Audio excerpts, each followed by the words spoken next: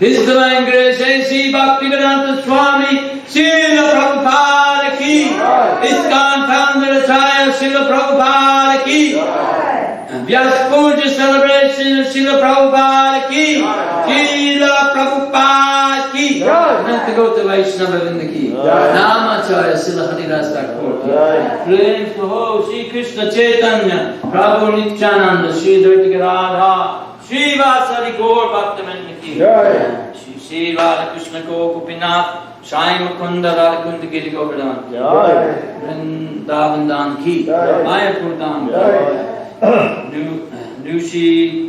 New Talavana Dham ki, Jamurmai Gangamai, Bhakti Devi Tosi Maharaj ki, Sambir Bhaktivinda ki, Go Premananda, all glories to the assembled devotees, all glories to the assembled devotees. All glories to the assembled devotees, all glories to Sri Sri Guru and Gauranga. Glories to Prabhupada.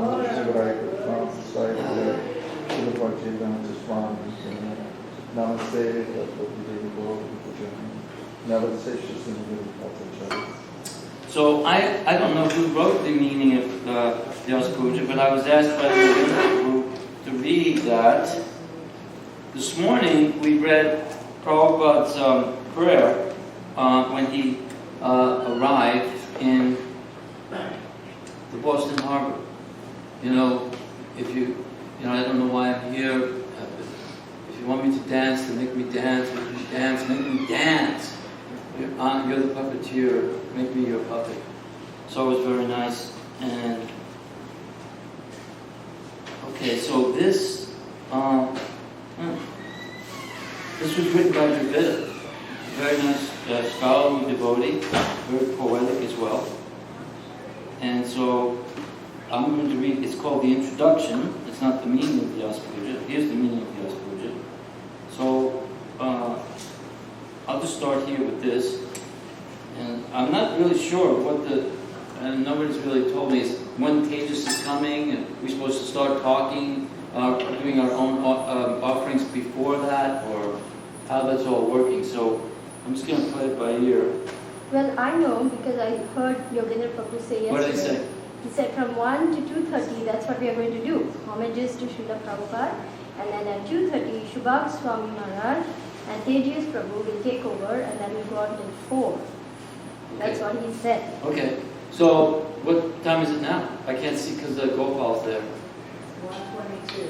1:22. So let's get going. And when we want to make Guru Pusha, that's going to happen after that. After that is Yeah. I mean, the whole program will be from... that's like the fourth schedule that I've heard so far. So it's been changing by the moment. So let's start a schedule right now. We'll start. Okay, here we go. Introduction by Devotees Prabhu.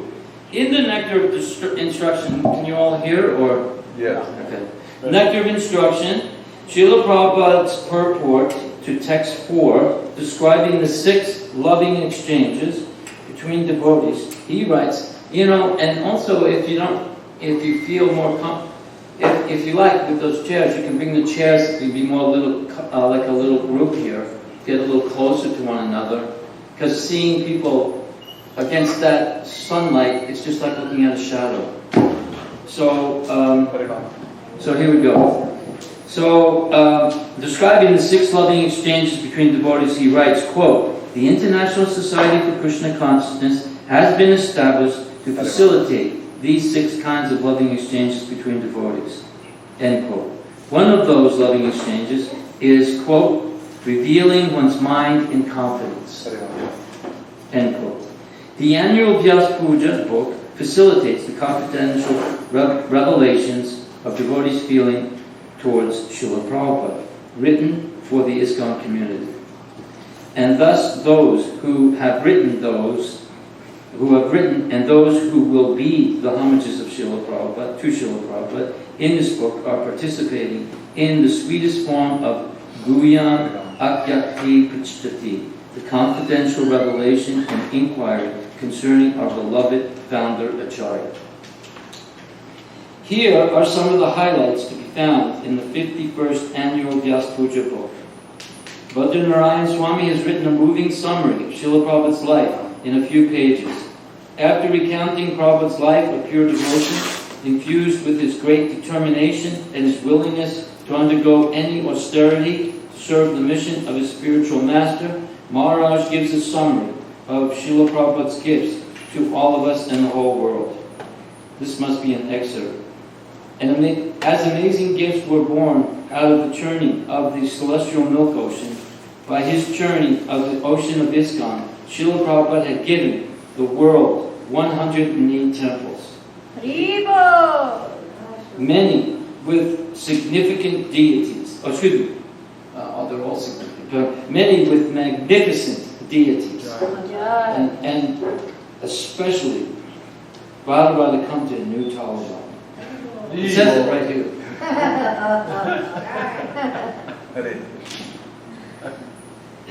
Will I lie? No, this Radharani here, this is special. We're very fortunate. And the way they were taken care of, the way they recently, really special. It's really nice. So, where was I? He initiated close to 5,000 disciples, and we have a few in this room. Millions of books full of sublime Vedic wisdom have been placed into the hands of relief-hungry conditioned souls. It's an interesting way of putting it. There were farms, restaurants, schools, traveling bus parties, colorful Rath Yatras, and lively festivals spread across the globe. Lord Chaitanya's prediction that his holy name would reach every town and village was rolling forward, propelled by those great waves from Srila Prabhupada's ISKCON. So now this goes back to Dravida speaking. Bhaktivedanta Swami, continuing his series on the importance of Srila Prabhupada's words, Bhakti Vaibhava Swami, continuing his series on the importance of Srila Prabhupada's books, this year focuses on the need for all followers of Srila Prabhupada to study them regularly and scrutinizing them. Maharaj has mined, like gold mine, some essential quotes from Prabhupada's letters concerning the importance he placed upon reading the books. Now, these are some of the quotes from Bhakti Vaibhava Swami. I am glad to see how nicely you are reading my books. Please continue to do this. We need so many preachers who are soundly versed in the scriptures to convince the world to take to Krishna consciousness. It's a letter to Vrindavan Chandra, 9th November 1970. You may please me the most by reading my books and following the instructions therein, and by becoming fully Krishna conscious in this lifetime. It's a letter to Bahurupa, 22 November 1974. So that was right at the height of what pleases you the most, Srila Prabhupada. Haribol, Hare Krishna. I didn't see you there. So, and he's saying here, you may please me the most by reading my books. And so, and also in 1975, quickly I mentioned, side note, it was asked by one of the Radha Brahmacharis that what pleases you the most, Srila Prabhupada? And everyone, there was a hush in the room because this was the question. Everybody, Brahmachari sannyas versus grahasta, temple devotee versus book distributor. It was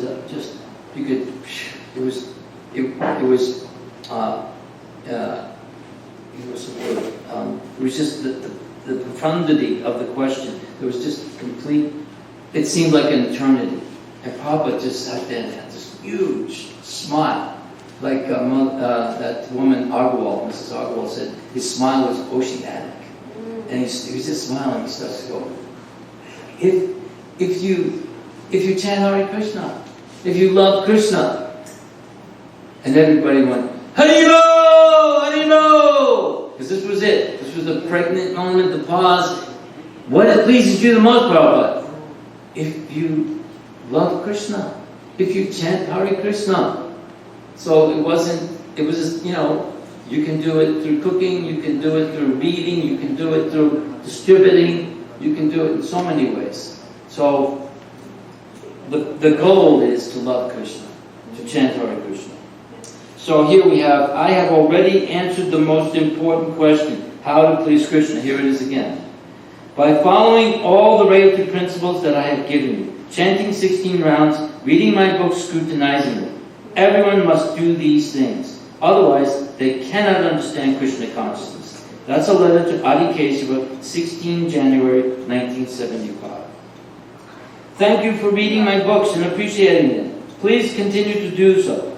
That will help you advance nicely in spiritual life. By reading my books, chanting Hare Krishna, your life will become perfect. Letter to Mr. Lorenko, 14th March 1975. Varsana Swami offers an exquisite poem. Here is an excerpt describing the kirtan Srila Prabhupada led at the 1972 Vyas Puja celebration in New Vrindavan. I have heard this extraordinary kirtan described before, but never so beautifully. That's when I got initiated, the day after this Vyasa Puja. The Ekadasi after. I think it was 2 days after. September 3rd.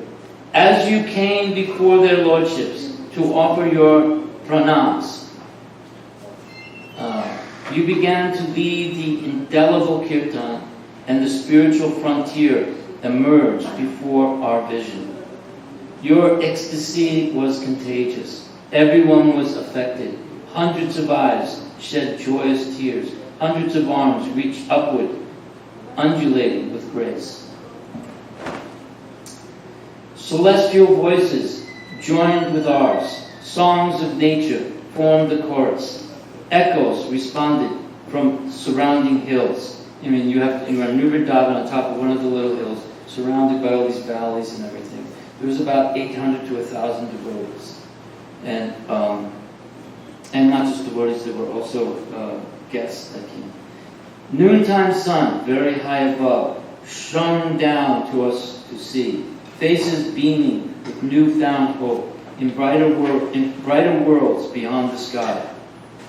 While our praise rose upward, blessings descended to return. Your Vyasa Puja lecture thereby affirmed. It seemed as if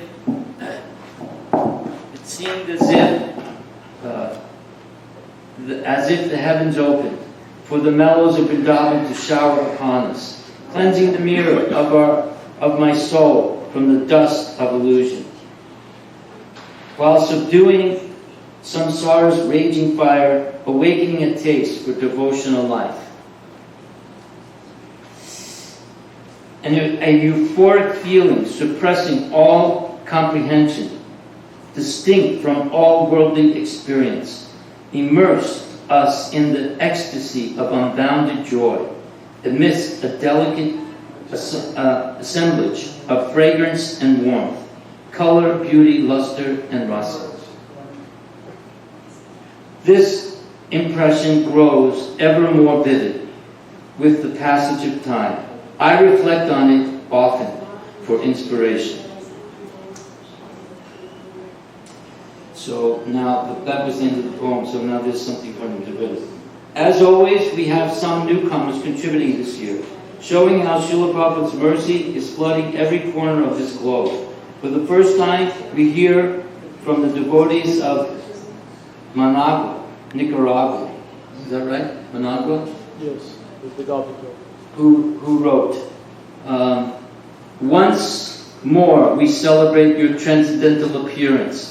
This is another opportunity to glorify you, prostrate our humble hearts at your lotus feet, and thank you for allowing us on this side of the planet to participate in Sri Chaitanya Mahaprabhu's mission.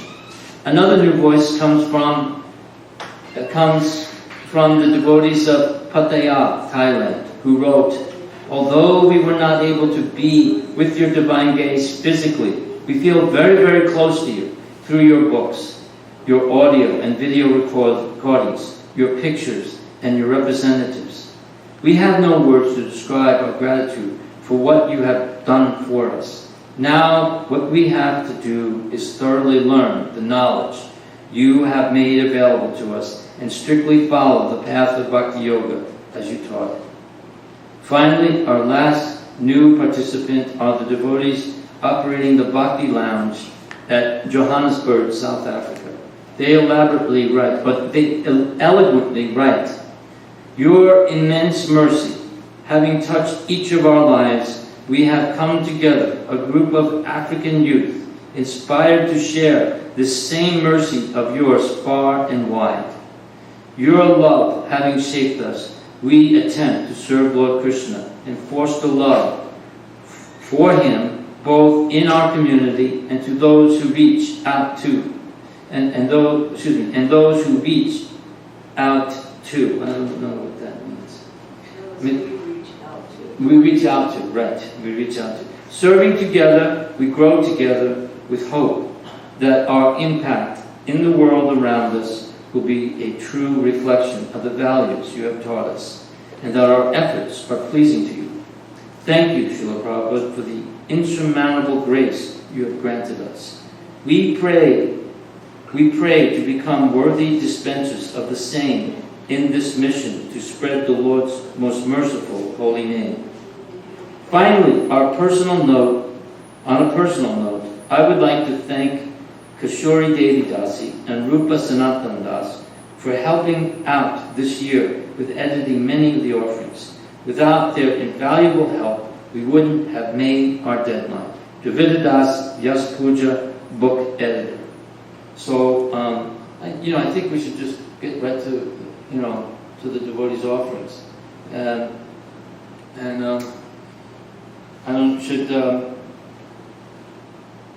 can't think of anything else. Does anyone have any other suggestions?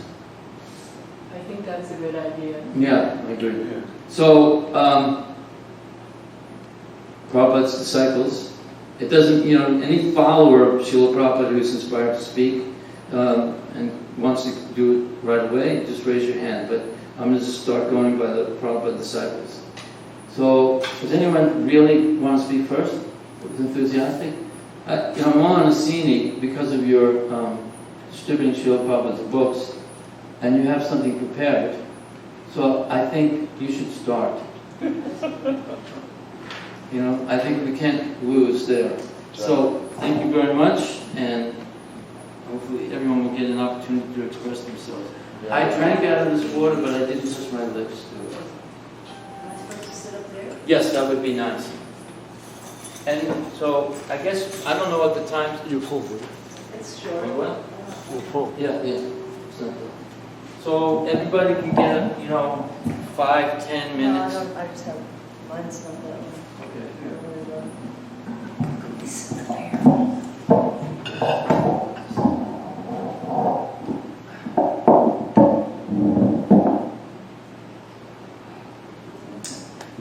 Jai Shri, yeah, that's more than okay. Jai Shri Prabhupada, Krishna Prasad, Shri Mati, Bhakti Ranta Swami, Namaste Saraswati Devi, Gauravani Katarani, Nirvisesha, Sunyavadi Pastacha, Dashitarani, Jai Shri Prabhupada. So I wrote this poem. It's called, I Am Your Instrument, Please Use Me. Each day I go on Sankirtan, I feel your blissful reciprocation, forged in the fire of trial and error, distributing your books to souls from every nation. I'm a work in progress, 48 years in the making. Due to my lack of sincerity, I am still so much lacking. Though I'm a great fool, I am still your tool. Please use me a little. Play me like a fiddle. By your mercy, I'm learning to care. These great works I'm eager to share, because I understand that Krishna is feeling pain for the poor souls in this material domain. Whatever talents I appear to have are in reality gifts from you. Krishna is in the ability in man, so obviously the credit goes to you. And without you, my dear Srila Prabhupada, I wouldn't have a clue. So truly, everything worthwhile in my life, I owe completely to you, my dear Guru. Thank you, thank you, thank you, Srila Prabhupada. I shudder to think what would be my fate. Had you not come to America and given your mercy, my life would be filled with misery and hate. Instead of the carrot of sense gratification, you gave us the key to eternal life.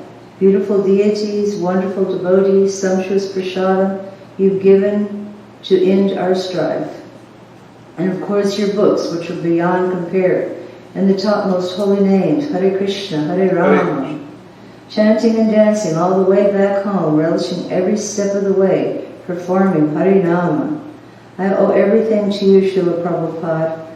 Life after life, I beg to serve your lotus feet. And soon one day, back in the spiritual abode, I long to see your smiling face and once more again meet.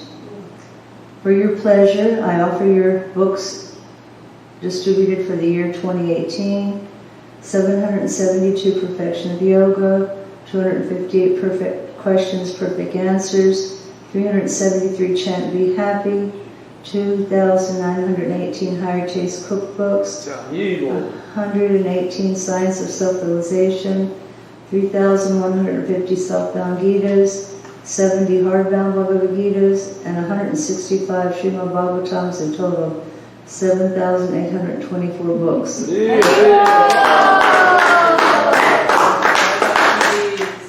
Having had total knee replacement in mid-2018, I found Sankirtan to be my physical therapy, mental therapy, and spiritual therapy all rolled into one.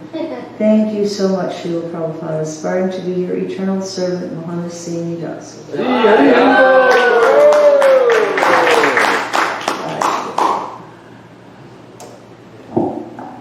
Can you say a couple of things about distributing Srila Prabhupada's books? What it means to you in a personal way? I didn't write them.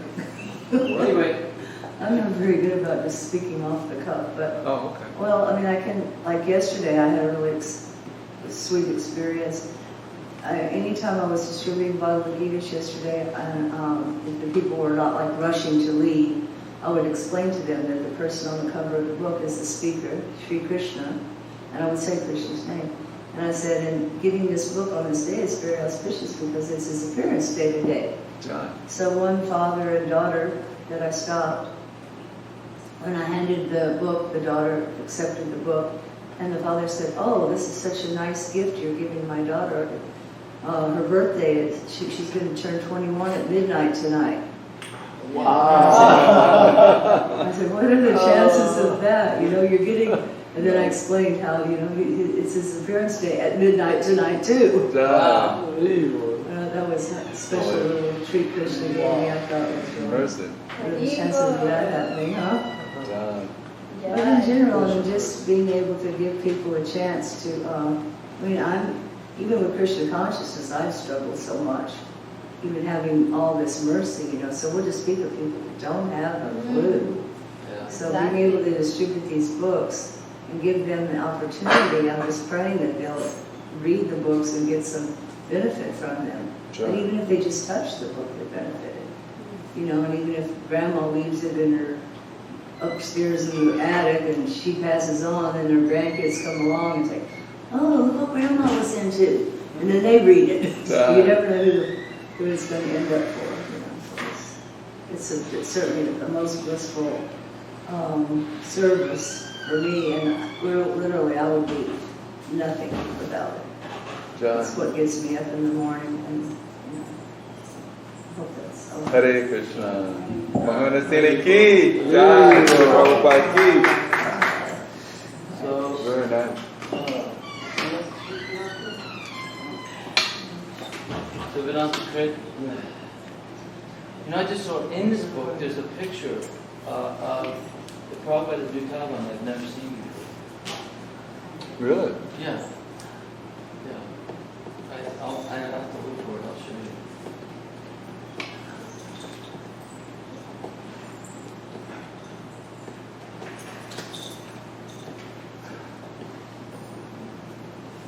Hare Krishna. We're having an offering to Srila Prabhupada. Do you know this? What we're doing? We're having a Srila Prabhupada, our spiritual master. Today is his appearance day, his birthday. And so the devotees are offering their respects to Prabhupada.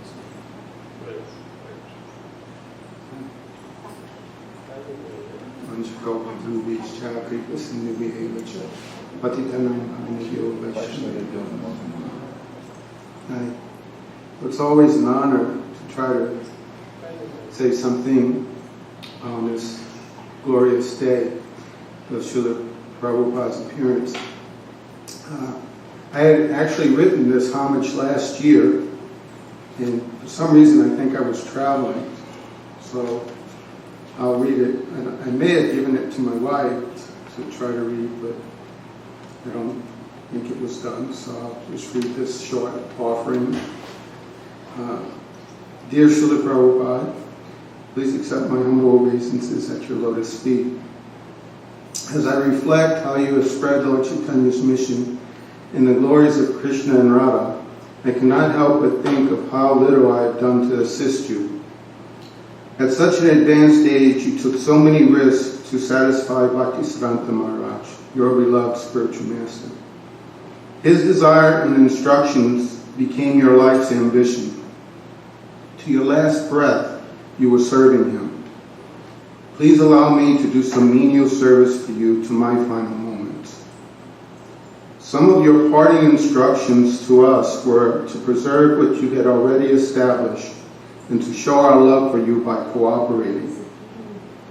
Here at your new Talavana home, I am praying that you give us the desire, perseverance, respect, and love we all need to carry out these last instructions. As your disciple, I pray for the strength to continue serving in my old age as you gave all of us your example to follow. I know you are showering your mercy on your grand disciples as a loving grandparent shows care and love to their grandchildren. We all have your books to guide us. Please bless each and every one of the souls endeavoring to serve your mission. Your insignificant servant, Vinati Kritas.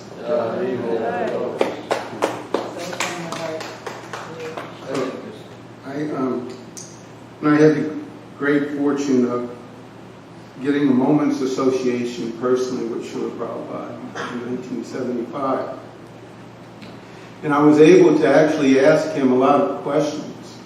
In fact, I was put on the spot by the current, at that time, the current temple president in New Orleans to ask the first question.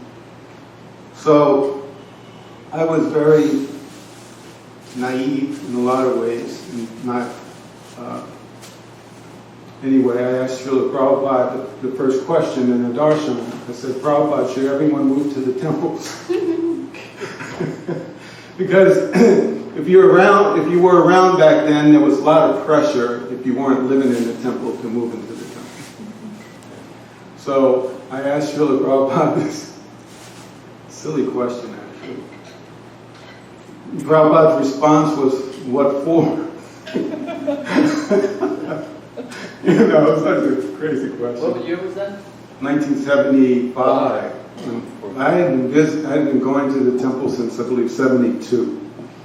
So anyway, Prabhupada says, what for? And I said, to live here. Prabhupada says, we do not mind, but who is coming? So, you know, all the questions I asked personally, I reflect back on them and how Prabhupada answered them. So I took that personally because I meditated on it for years. He said, but who is coming? Well, the room was filled with devotees. And a lot of the devotees were, of course, from the New Orleans area, but he tells me, who is coming? So as I reflected on that later, I just took that as Srila Prabhupada wanted me to come live in the temple. So eventually I did. So that was Srila Prabhupada's mercy. And so I was also fortunate enough. I actually wrote Srila Prabhupada a letter. It may have been the only letter I ever written in my life. I mean, now we write emails all the time. We could correspond with each other through texting. But it was the only letter that I can recall ever writing to anyone. And it was very unprofessional. So, but in the letter, I basically was thanking Srila Prabhupada for his books and for everything he's done for us.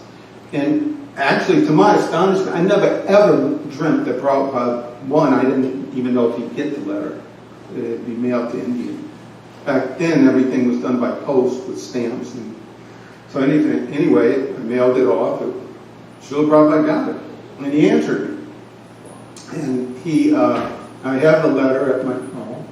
I have it framed up and everything. But just to give you an idea of how naive I was, I just signed it Vic Pizzolato. I didn't even put my full name. But anyway, he goes, my dear Vic, thank you for your letter dated nil.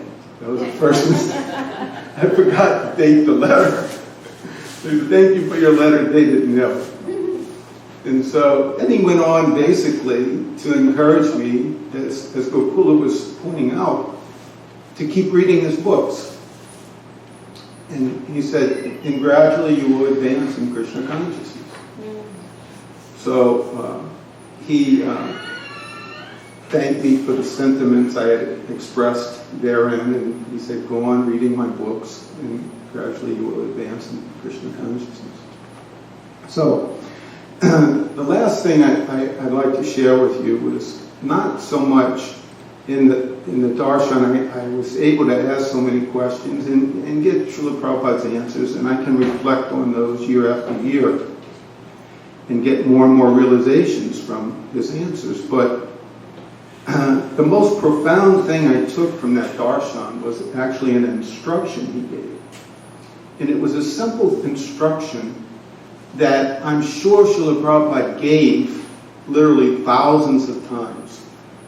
He told Nityananda to give this guest prasadam. He said, give him some prasadam.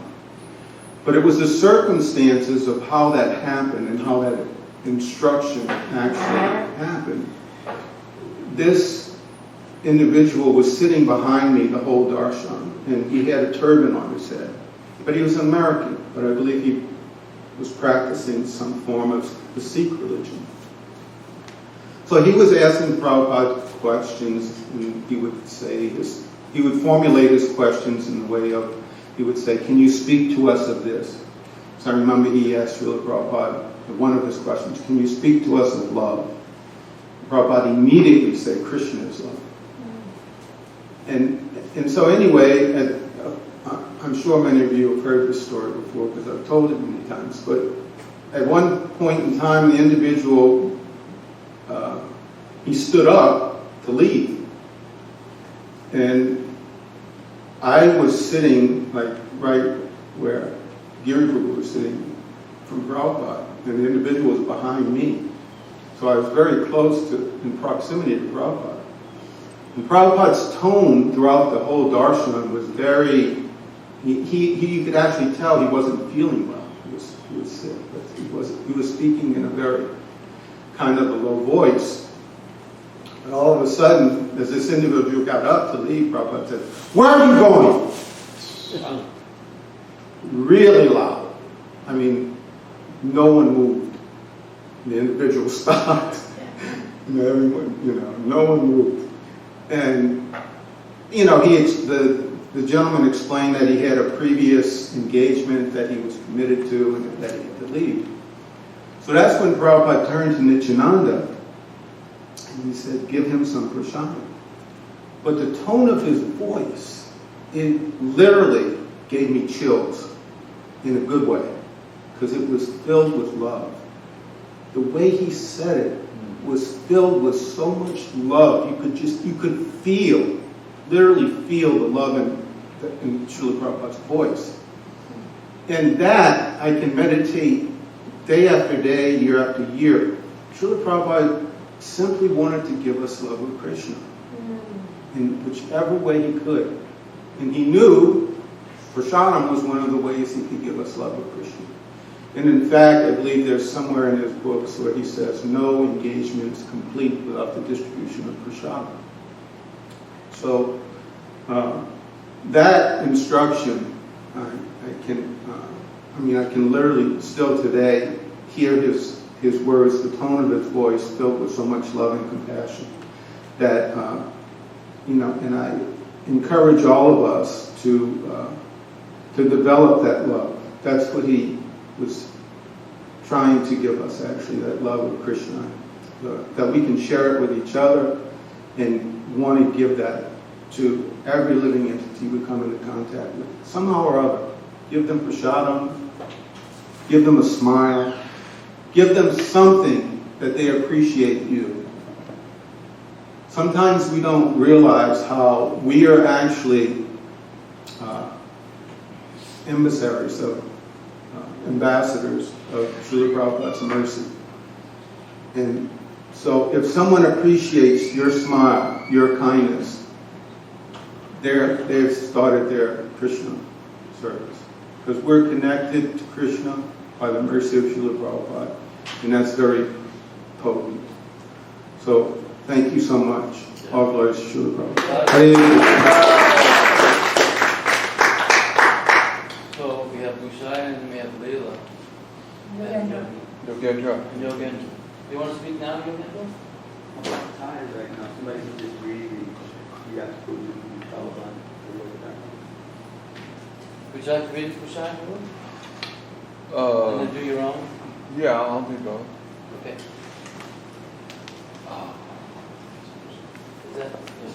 Can you give that to me? Where is it?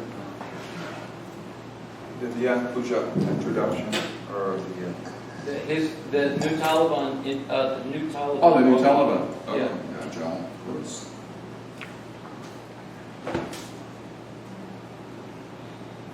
Then Leela, you're going to speak. Leela.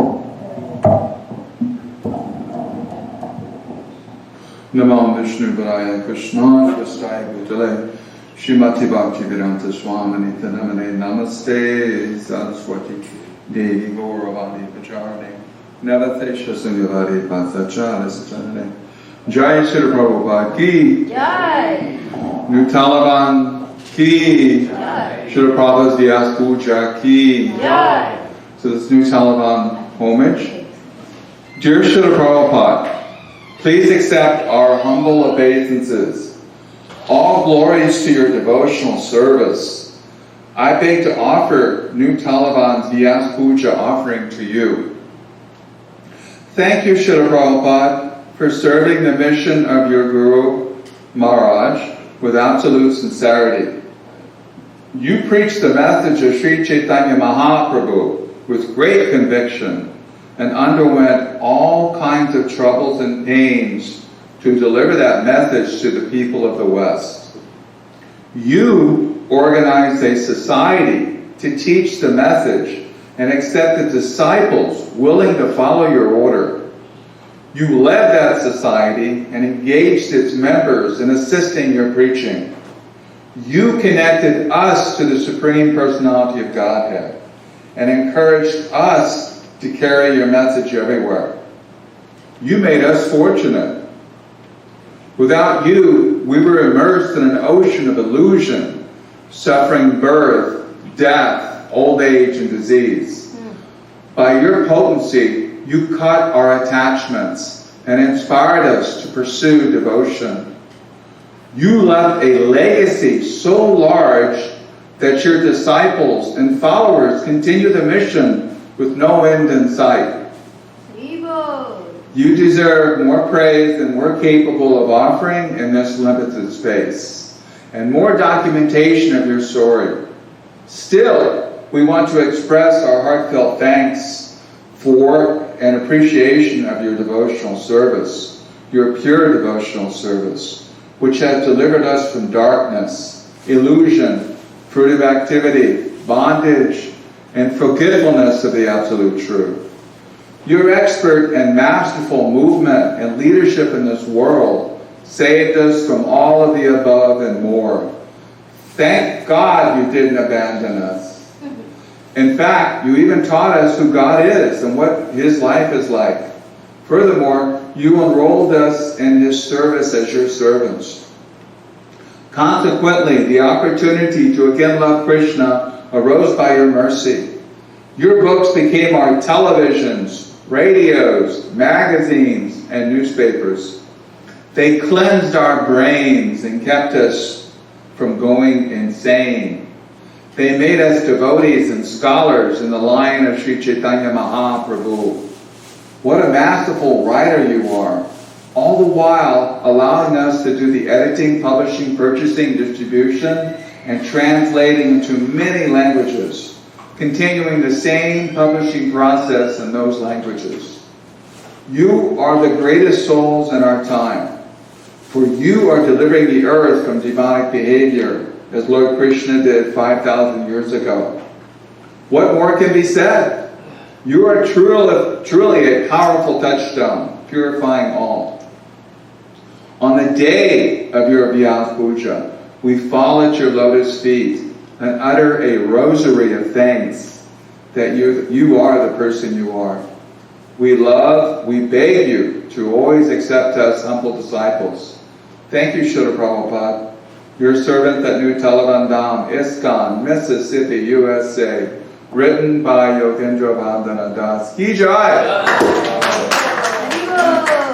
Very nicely written, Yogi. You hit it out of the park. Namam Vishnu Paraya Krishna Pustaya Putale Shrimad Bhaktivedanta Swamini Tanamane Namaste Satvati Devi Gauravani Pacharane Navasesha Singhavani Vasachana Sacharane. It's very nice to be here, and very fortunate for all of us to come together. And actually this is going on worldwide, even though we're in the central time zone in North America. Different time zones around the world in the next 12, 24 hours are going to be doing the same glorification of Srila Prabhupada. So this brings a good thought. What personality currently in this world, I don't care if they're a politician or a rock star or a wonderful, famous, fabulous person, what personality in this world right now on this planet is praised around the world on his birthday? Besides a wonderful personality such as Jesus Christ, what other personality can you think of? And actually Jesus Christ is not worshipped in all countries. But what personality is so great and so magnanimous that for those who know him, worship him on his appearance day? That is our divine grace, Srila Prabhupada. So this is very, very auspicious. Very fortunate to be here. Unfortunately, we have to always remember as disciples of Srila Prabhupada, and also second generation devotees who are getting older, that some people aren't here. Some people, because of maybe illness or elderly age, they have somehow or other disappeared from our vision. And so we take it as a very fortunate situation to come together, whatever humble assets or settings we have, and we get to gather and we get to glorify together Srila Prabhupada. So that is quite the opportunity and quite a humbling experience. Srila Prabhupada is a personification, an example of personal loving and caring Acharya. The Acharya, the word Acharya means teacher.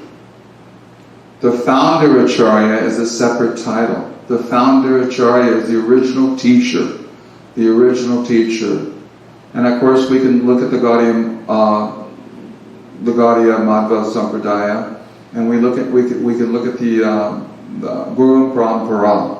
And ultimately Lord Krishna is the origin of all knowledge and all Guru Paramparas. But the Acharyas who appear throughout the ages, very, very special personalities.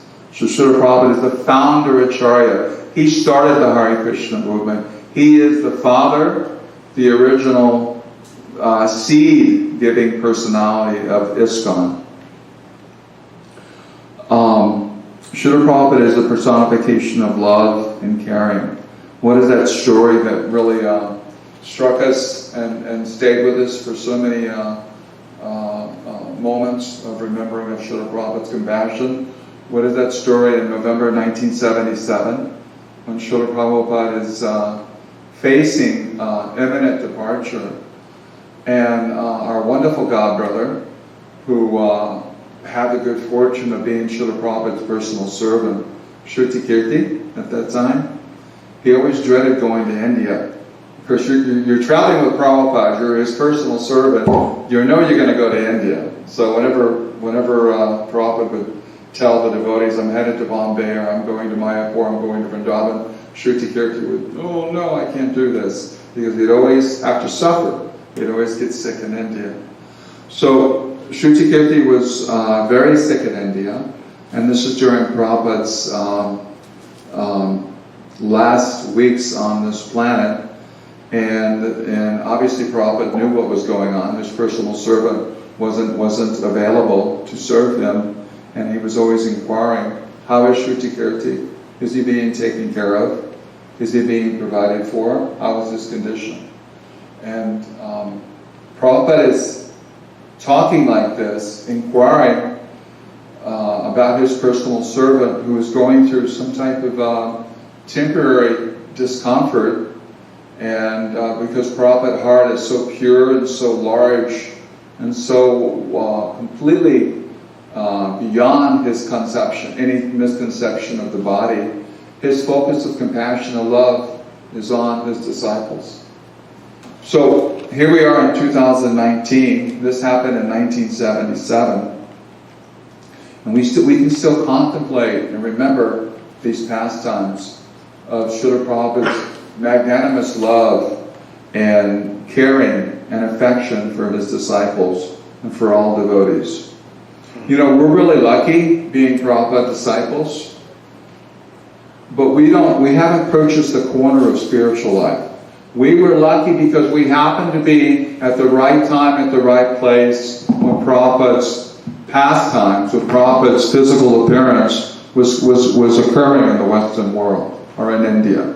We were lucky, we were fortunate. Very fortunate. Somehow or other, by Krishna's mercy, we either got to personally serve, personally see Srila Prabhupada, personally hear Srila Prabhupada, personally fan Srila Prabhupada, and take much instruction from Srila Prabhupada, like our esteemed godbrother Tejas Prabhu. So now we have second generation of devotees all throughout the world. Srila Prabhupada his pastimes here on this planet are not manifest to the eye, but they can be heard and they can be seen from records and from different types of shastras that he left us. And obviously the greatest value and the greatest gift that Srila Prabhupada left us was what? Was his books. So Prabhupada said hundreds and hundreds of times, I'm never going anywhere. I'll always be with you. How is that? How is that? The Guru's instruction is not different than the Guru. And the Srila Prabhupada's instructions are his books, the manifest presence of his Shakti. So Prabhupada said over and over again, you want to know me? You want to associate with me? You open up the book. You open up the Bhagavad Gita, the Bhagavatam, or the Chaitanya Charitamrita, and the many others. And that's how you associate with me. Very important. So I asked that question to my wonderful god sister a while ago. What is your personal taste? What is your motivation for Sankirtan? Tell me about some realizations about book distribution. And what she just said a while ago is how she connects with people. How she connects with people, giving them Krishna. Giving them the understanding that you're a significant living entity because you're part of Krishna's master plan. And here this girl, somebody's daughter, was being born at midnight last night, and it just so happened to be Janmashtami. So what a connection you made, and she'll never forget that. So Prabhupada did the same to us. He brought us all together under a loving umbrella. A loving umbrella called the International Society for Krishna Consciousness. And in this umbrella, even though his manifest pastimes may be over, he left us a treasure. It's like the king leaves the the princess and his family. He leaves his family a treasure. Well, Prabhupada left us a treasure of gold. And this is in his books and his instructions. And so we, who were so fortunate many years ago, and of course currently the devotees are distributing books throughout the world, we actually got to associate with Prabhupada by distributing his books personally. We slept with those books. We ate with those books. We traveled with those books. We shivered with those books. We sweat with those books. Sometimes we were assaulted and arrested because of those books. We have many, many stories and pastimes about our tribulations on Sankirtan and how much dedication we gave to those books. And Prabhupada was so much identified with his books. His books were none different than Krishna. We understand that. So we as devotees, book distributors, we guarded Srila Prabhupada's books. We guarded Prabhupada's books. We protected Prabhupada by guarding his books, being sure that they got out to the right people. So similarly, my message to you today is we have to continue to guard and protect the legacy of Srila Prabhupada. How do we guard and protect the legacy of Srila Prabhupada? Number one, we educate the world on Srila Prabhupada. We continue our book Sankirtan. We continue our preaching. We continue our farm and cow protection programs. We advertise who we are through distribution, through lectures, Harinam, Sankirtan. And the other thing that we do internally is we don't change Prabhupada's books. We keep Prabhupada's message as it is. We don't interfere with Krishna's plan, Mahaprabhu's plan. We keep the Bhagavad Gita and the Bhagavatam and the Chaitanya Charitamrita as Prabhupada wrote them. Misinformation, speculation, interpretations are not allowed in the spiritual world. So Prabhupada's message is clear. We may not be clear, but Prabhupada's message is clear. So we have to guard and protect that message. How do we do that? Again, with intelligence and being sober, chaste devotees. A chaste devotee would never think of rearranging or changing anything that Srila Prabhupada has said. So we must always remember this in the back of our minds and remain true to Srila Prabhupada's books. By doing that, after we're long gone, we're gone, Srila Prabhupada's books will be benefiting masses and masses of people for the next thousands of years. And as Prabhupada said many times ago, many times while he was here on this planet, he said, my books will be a guidepost and a beacon for this whole society in this dark age of Kali. Kali gets darker, the room gets darker, you need a light to see. And Srila Prabhupada's books will be the light that people can function with in society. Think about it.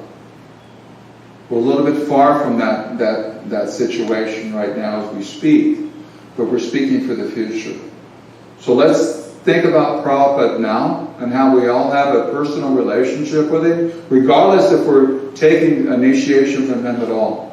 That's not the point. Of course, that's special also. The point is, if you've taken an initiation from another guru, from a spiritual master in the Sampradaya, you are linked to Srila Prabhupada. You have a relationship with Srila Prabhupada. You can receive the mercy of Srila Prabhupada. You have to open up your heart. And how do you open up your heart? You open up that book. You put your fingers in your bead bag. You understand the mercy of the spiritual master through his instructions. And it begins with hearing and chanting and reading Prabhupada's instructions. John, that's how we get the mercy. Jai. All glories to His Divine Grace, Srila Prabhupada ki. You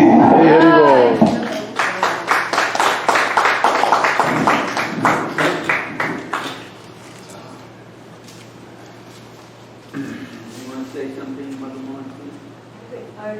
Sure. Maybe we should use that page for the start. Prabhupada Leela Mataji. She went outside. Oh, she got Mother Leela? Where is she? I think her back was really hurting, so she went out. Yeah, she's not here. I mean, she was here. I know that.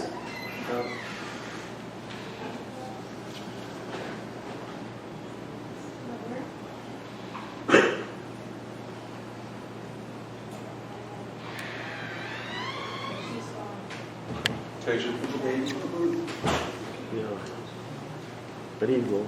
Hare Krishna.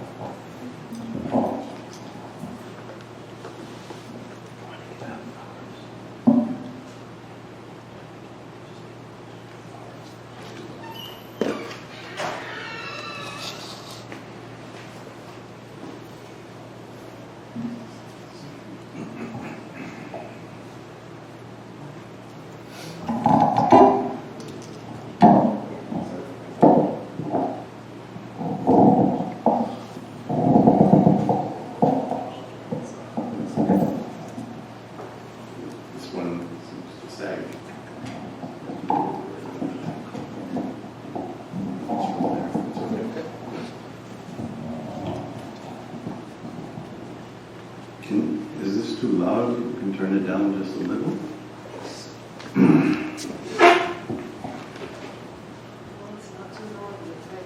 It's not too low? Okay.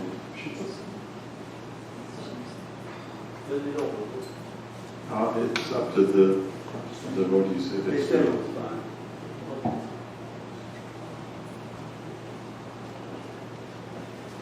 Namo Vishnu Padaya Krishna Prasthaya Guruvade Srimati Bhaktivedanta Swami Nityanande Namaste Saraswati Deve Bhagavana Chacharine Nirvasesa Samyavana Hastachali. I have no idea what time it is because the clock. About 17 after 2. Yeah.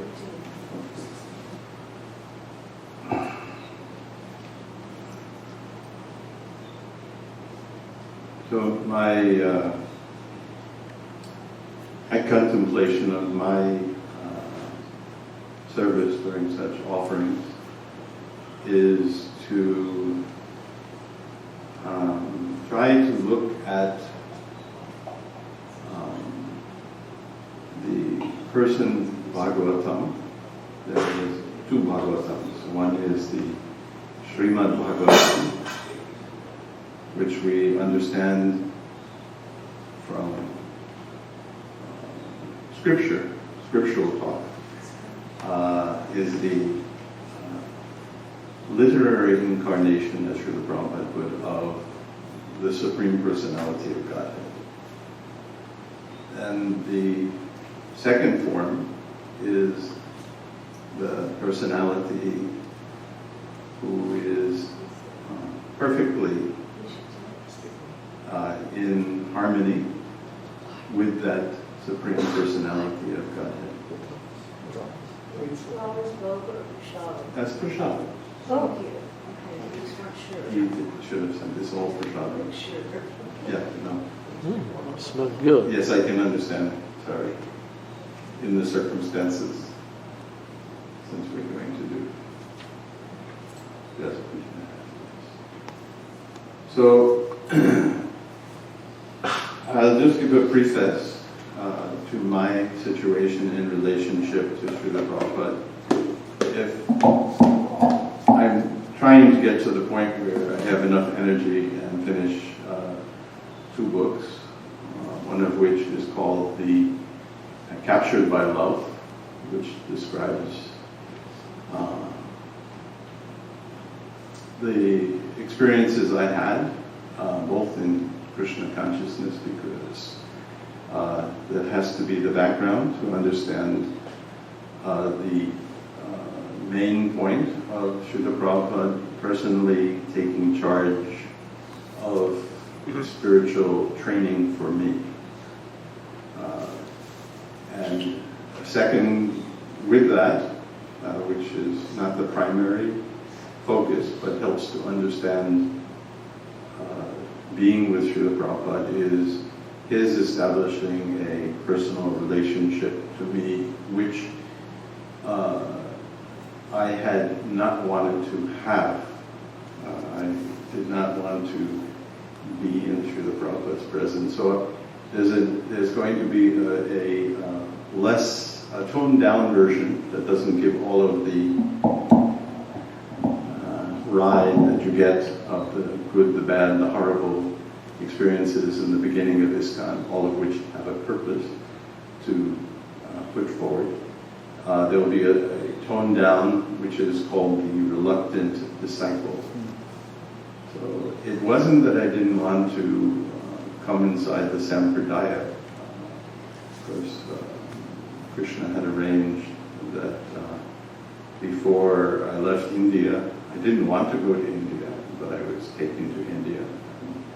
When I was there, Krishna arranged many wonderful things, including my having a Sri Sampradaya teacher who didn't twist my arm, but gently led me to the pasture of understanding that Krishna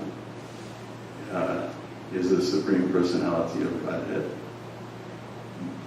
So I didn't plan to join the Hare Krishna movement, but Krishna had an arrangement that I wanted to live with the devotees, and wonderful devotee named Sriman Rupanuga Prabhu was far more clever than me. I was clever to not want to be a Hare Krishna exactly, even though I was chanting Hare Krishna, reading Bhagavad Gita. But I didn't think of myself as a Hare Krishna. But he had another plan, and actually it was Krishna's other plan. So then when I came inside the temple, I heard much more about Srila Prabhupada. I had heard about him briefly in India.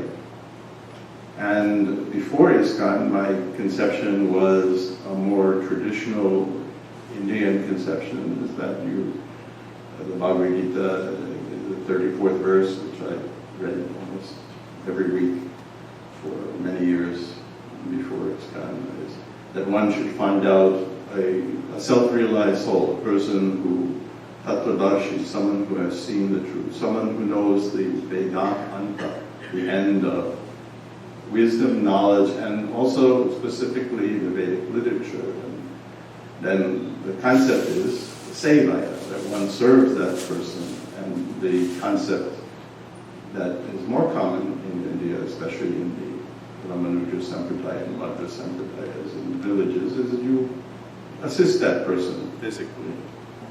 Thank you. So you assist that person physically, washing his clothes, giving him massage.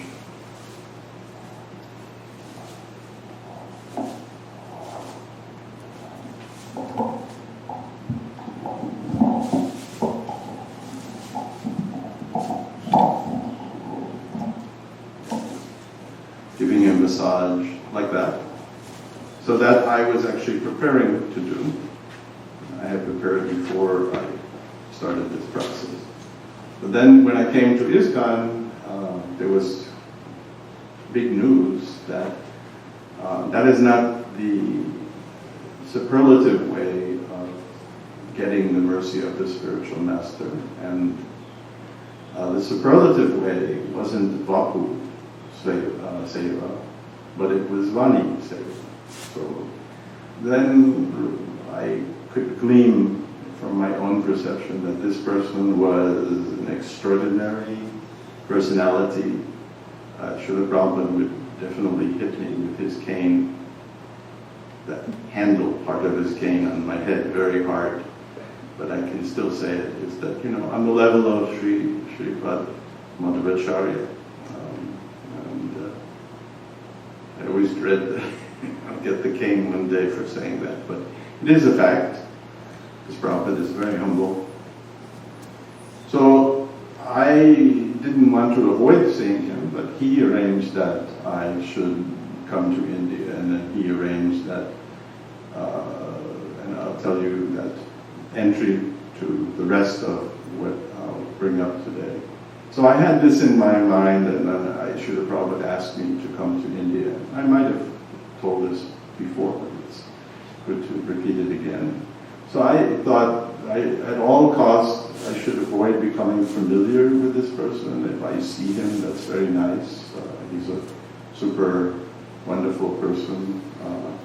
But I should at all costs never become too close, because familiarity breeds contempt, and that would be the end of my possibility of my spiritual life. I frankly thought that I should wait 33 years and take initiation from one of Srila Prabhupada's disciples, or even grand disciples, because I thought, initiation is a very serious point. You vow that you will not vacillate, and so even though I was a determined person, I thought, best to get really set and fixed before you take initiation, which is an important part. It begins with the heart. So I accepted Srila Prabhupada as my guide through his disciples. And he confirmed that when he wrote to me, that I should take instructions in Krishna consciousness. He didn't say through him, but through his disciples, get fixed up through my God brothers and God sisters, and then preach. So he dragged me, and then I was temple commander during the festival, and he came out and talked to me and asked me to come in and read to him from Nectar of Devotion. And after that, But it was very pleasant to be with him, but I was also not intimidated, but just concerned that, this is going to go wrong. So at the end he said, whenever you get a spare moment, you should come and sit and listen. So I could hardly breathe because I thought, this is the end of me. I was going to become with him so much and too friendly. So I thought I have to counteract this and said, Srila Prabhupada, I know that you are very reluctant to criticize your disciples. So please, if you see any fault in me, I ask you not to hesitate at all and to correct me. So I think, it opened the door to a lot of correction, and that's why the full book as it is wouldn't be quite suitable to the public without a little filtering, because they might get some of the wrong idea of some of the things that he told me that were possibly seen as harsh, but in context it will be better. So, I'll try to share with you perspective of seeing Srila Prabhupada up close and personal. I'll begin with one narration, and it links to others, and I'll actually preface it with two stories, which are very similar. Srila Prabhupada was in his room in Vrindavan, and it was packed up. And so packed that nobody could move. It was like, you're just knee to knee, knee to back to knee. But really tight, knees up in the air for many of the devotees. And in the back, and Srila Prabhupada used to play this horrible trick on me of contriving different ways to make me come and sit next to him. Almost always, because I always like to sit in the back or even at the door, outside the door, and because I thought, so many devotees want to sit next to him, and that's wonderful and lovely, but, I just like an offender, and he shouldn't see my face, and yet it happens, I'm his personal assistant. But any chance I get, I'd be far from him. So he was very tolerant of this weird behavior. He never asked me why. He just forced me to sit next to him. So I was sitting next to him on his left side, and I could see everyone, and then I could notice the door open, and this elderly lady, most probably a Bengali by her dress, they do their bhajans and bhajan kirtans, and she was holding this marigold in her hand. Certainly she just picked it from the marigold bushes outside the Prabhupada's quarters. There were some marigold bushes. And she was holding this marigold in her hand up like this, and she was holding it so that she could kind of like a sighting, so she was seeing Srila Prabhupada through the marigold wherever she walked, and she slowly, very annoying to everyone, was working her way through the crowd, because the Vedic culture, the Indian culture, is that the worst thing you can do, worse than words, is to touch someone with your foot. This is like new, we have that pastime of Brigu, where he kicked Lord Vishnu in the chest, therefore the Shivatsa. So it was really distracting, but Srila Prabhupada went on, but after some time he stopped, waiting for that lady to come to the front, and finally she came to the front, and it's just a marigold, just common flowering, no offense to giving the deities marigold, but it's common flower. It doesn't have much of a beautiful fragrance, but it looks nice. It's good for garlands. So Srila Prabhupada accepted the flower. She insisted on doing obeisances, which means many people had to pull back. And then he smelled, and like he really super enjoyed it and said, "Thank you very much." So this sets the mood of Srila Prabhupada being very kind. But sometimes we would see another side of Srila Prabhupada that might be interpreted, especially in modern day. Recently, the governor of Mississippi was lambasted in the news because he had an assistant who was a lady, and they had to make like a 7 or 8 hour journey, and he didn't want to go with her alone. He insisted that either someone come in the car or she take a separate car. And he explained that he had given a word to his wife at the time they were married that he'd never be alone with another woman. So even when he worked, he'd keep the door open. It's kind of a little in line with our Vedic teachings. So, but Srila Prabhupada had this, especially in India.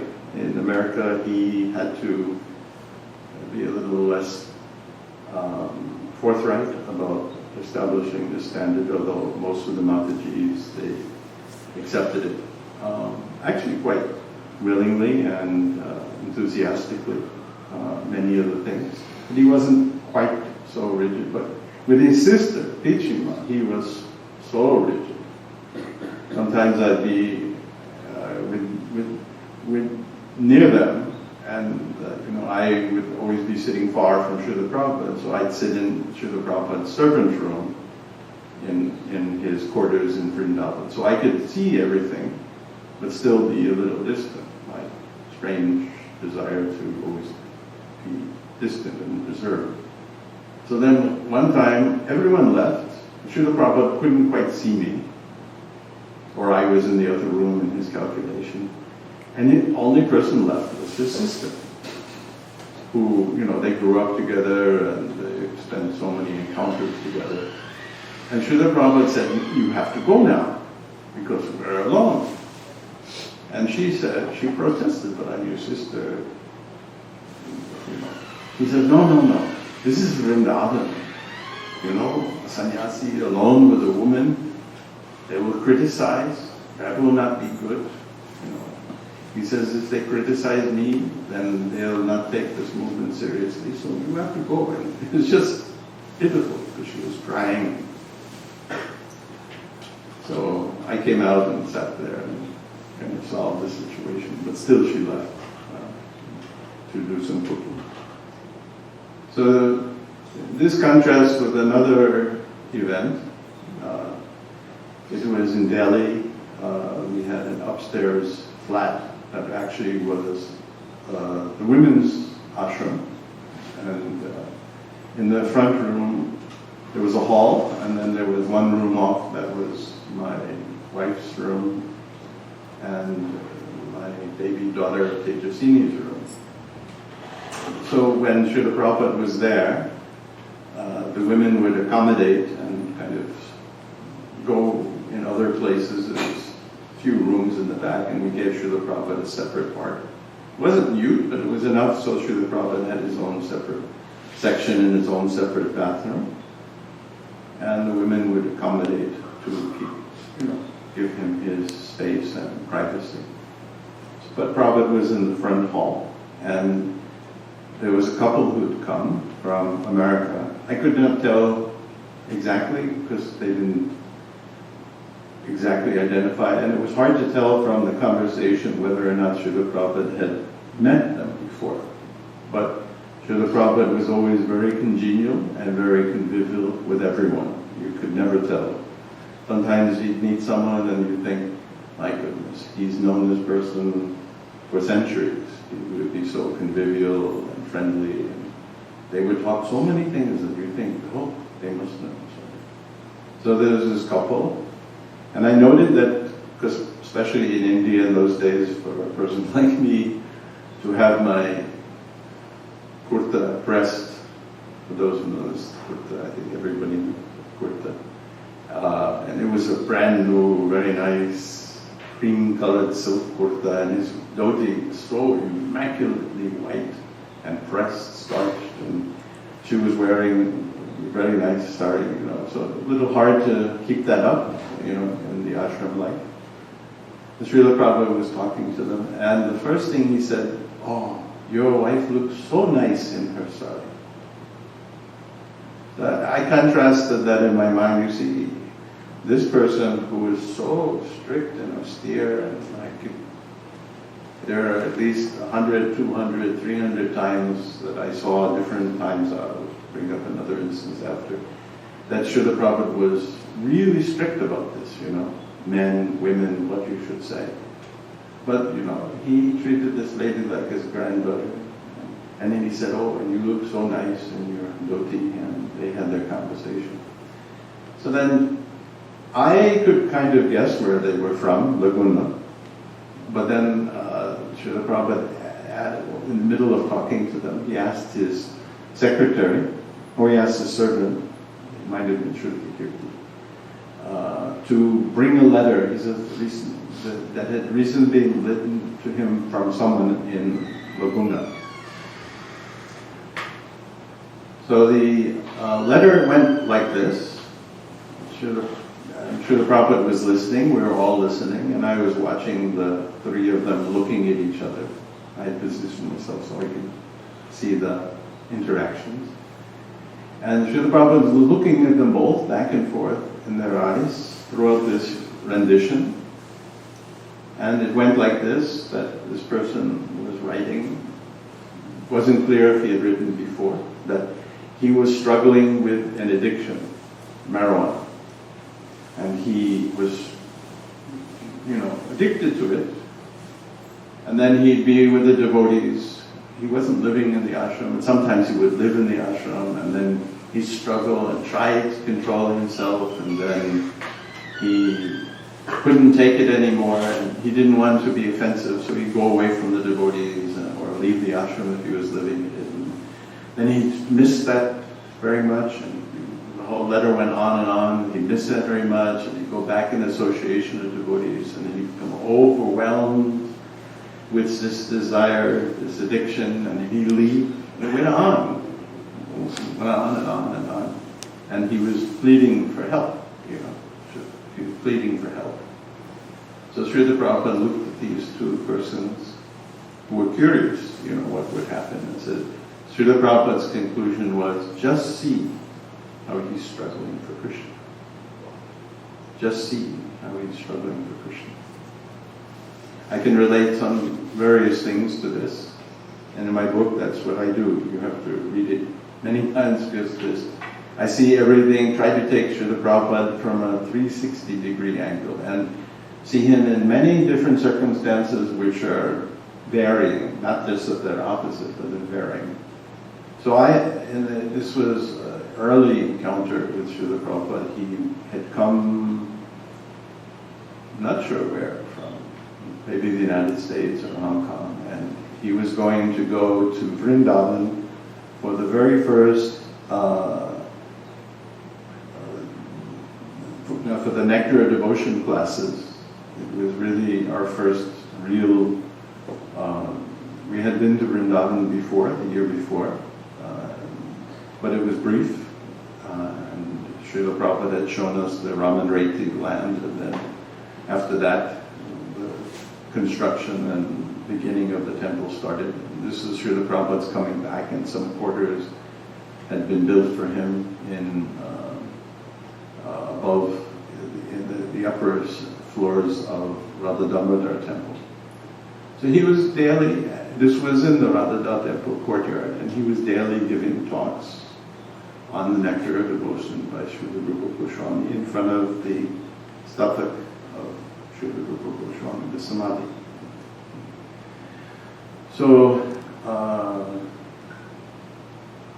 my goodness. Sorry, I get blank out here. What was... Sorry, I get blank out. The previous one, I apologize. I'm suffering from some strange thing in which I can completely blank. What was I? It was about... No, something about Rupa Goswami. Oh, compassion.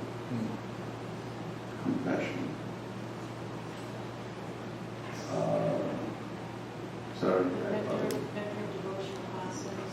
Yes. So I'll go and talk something else. I apologize. I normally didn't used to do this, but I actually just get unconscious for a few seconds. Krishna's testing me. I'll come back to it. Talking about nectar devotion. Oh yes, now I remember. Prabhupada was about to go to Vrindavan for the nectar devotion classes. And he was staying at a gentleman in Pusha Road in Delhi. And I took advantage of beginning to talk to him, ask some questions. Some things had transpired before that while I was traveling with him in East India. So it was about 3:30 in the morning. I went into his room, and we shouldn't just intrude on anyone, especially a devotee, and especially our spiritual master, and especially someone like Srila Prabhupada. But he had asked me that I should come in anytime I have a free moment. And I had previously, I don't want to extend this talk very much, keep on going to other things that relate to this. I had previously spoken about things, and I could conclude by his instruction that we should ask about relevant things, things that will help us in our Krishna consciousness, to identify the trappings and to become closer to Krishna. So I asked Srila Prabhupada's permission that I could ask him a question. He agreed. I said, Srila Prabhupada, I have faith in the Vedic literature, that it is absolute, but still I see one possible contradiction. That in the Gita, Krishna is describing that first to get to get the higher taste of Krishna consciousness, one has to get free from this Bhoga and Aishwarya. But as long as one is attracted to this Bhoga and Aishwarya, it's an impediment to getting the higher taste. So what is the solution to this? Is this correct, and what is the solution? So Srila Prabhupada thought about it. He says, yes. And then he said, but nonetheless, one must go on chanting. Nonetheless. So it goes back to that struggling. When Krishna, I troubled Srila Prabhupada with so many times, not about the material struggle I was going through, which was a lot, daunting, but about the struggle. Devotees would give me troubles, and more that there were so many assignments I had been given. Like I was the one assigned to build the Krishna Balaram temple, and anybody else who came, I considered, oh, it's very nice, Prabhupada sent more people. But he never relinquished that order. You build the Krishna Balaram temple. And at the end, when he assigned me to build Kurukshetra, he said, see, you built the Krishna Balaram, now you build the Kurukshetra. So I'm not egotistical, I know that other people help. So the letters I wrote to Srila Prabhupada, I would confess how I was struggling, and the principle was not that I was struggling with a lack of material facility, but that I was struggling how to fulfill his orders, which were close to impossible. Most of the time, they were really difficult. So he would console me in different ways.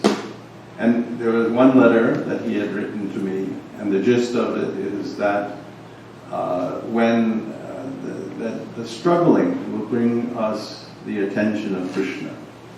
And then when we completely surrender to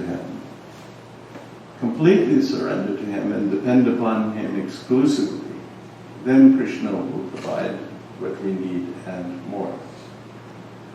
So this is part of the mainstay of our situation in Krishna consciousness in this material world. It's perhaps the core. of how we can progress towards becoming fit for fully receiving Krishna's mercy. Krishna 100% wants to give us the mercy. Krishna's devotees want 100% to give other persons the mercy. But we also have to become a fit recipient. We got in this material world but not fit recipients. So, Nectar of Devotion. I had read Nectar of Devotion to Srila Prabhupada in that room in Delhi when I was the temple commander. And then a few years later, when I was entering his room, I was always hoping when I'd enter his room that he would ignore me. Because I had to come into his room. He would be staying in Delhi. He came to Delhi an astonishing number of times, 18 times. When I think about it, it's like really, imagine if he came to New Talavana 18 times, what you'd have to talk about. And then one time he stayed for 22 days. And you know, there were so many leading people from all over the country coming and visiting him. And that was the situation in Delhi, because it was the capital and he was coming and we were preaching side by side, literally. Not that I'm important, but he, you know, I was his agent to preach to the central government and to all the leading business people and intellectuals.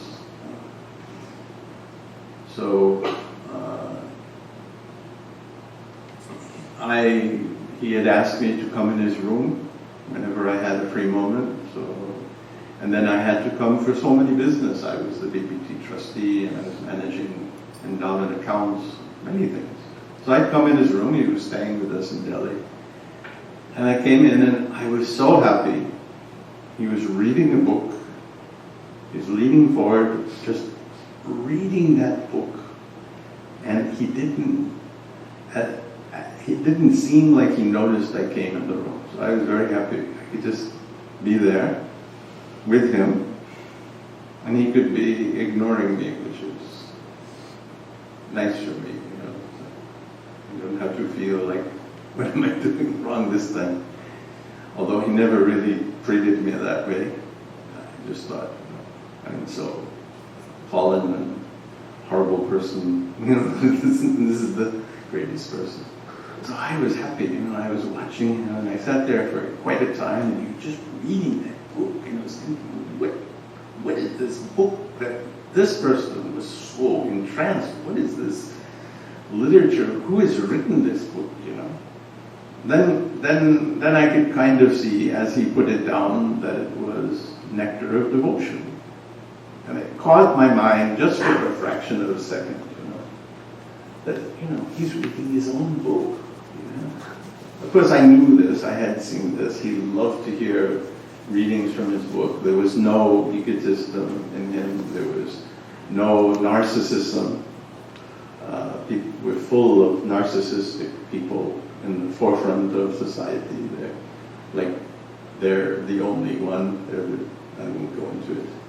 There's political ramifications, the chosen ones. But Prabhupada is so humble. You know, even see how he smelled that thing.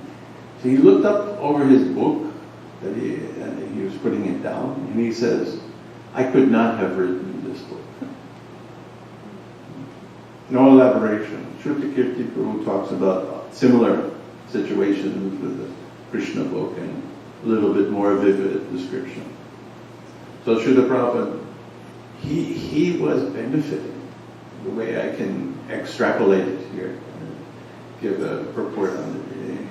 The way he would read his books, from his own humble point of view, he never thought, and this is key for us, you know, in our struggle for Krishna consciousness, to become Krishna's devotee, is he never thought, oh, I'm very learned, I'm very wise, you know, I wrote this book and there's nothing more for it. I could write such books, you know. But he would read his books and he would be benefiting. He would be having ecstatic realizations always from hearing even the literatures that he had presented. I could not have written this book. Krishna has dictated. Krishna has dictated. And Prabhupada is watching. I had the opportunity of being trained in what we call preaching. It's not the best word to explain what the activity is. It's a word like words non-devotee or karmi. These are words that we have to be very careful of because it misleads us from the position we should be. And Srila Prabhupada was always moving me forward, in a sense, to understand my role as a representative in Krishna consciousness to improve myself. So I also used to watch him to understand that. And there was one incident in which he presented a very nice vision. The situation gives a very nice vision of Srila Prabhupada's humility and how he was, in a way that we can express, always striving to improve himself in his service as a devotee, including and especially in preaching. One person he had known before leaving for America was Gujral Nanda, who had the esteem of being twice the Prime Minister of India. He was the President of India, which is an elected post, and then the President in emergency situation when there's no Prime Minister steps in, and Jawaharlal Nehru had been killed and Shastri had been killed, and so he was that transitional Prime Minister who helped to form a new government. But he was always a prominent man in the government, in the Congress, close to Indira Gandhi. And I became his friend, made him enrolled as a life member, and also brought him back together with Srila Prabhupada. And they were discussing doing this project in Kurukshetra, Bhagavad Gita projects, to memorialize the Bhagavad Gita in different ways. And Gujralananda had his own little side interpretation, but Srila Prabhupada was never daunted. And he was also polite, but also could crack the whip.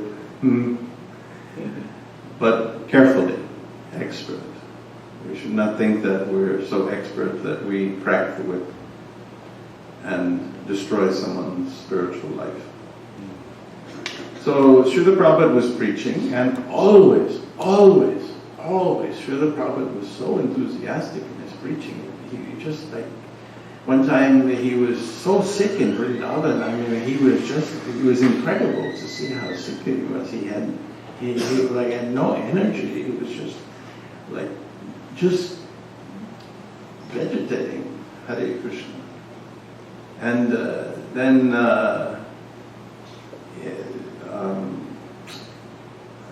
the governor, M.L. Chandra Reddy, came into, he was coming, and all of a sudden, Srila Prabhupada had a complete recovery. It was quite an amazing thing to see. It was like 1 second before he was just languishing, and then all of a sudden he's like full energetic and animated. You could never conceive of such a huge change. So whenever the opportunity for preaching came, Srila Prabhupada was always energized. But on this occasion, he was super surcharged. I don't know how to express it.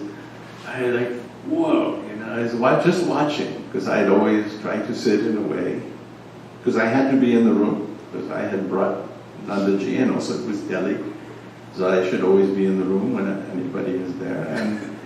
And I have a relationship with both of them in between. So I was watching, and it was fascinating, and I was listening to how Prabhupada was preaching and poking about the Maya, and Prabhupada was so energetic. So it was time for Mr. Nanda to go, and I saw him to his car.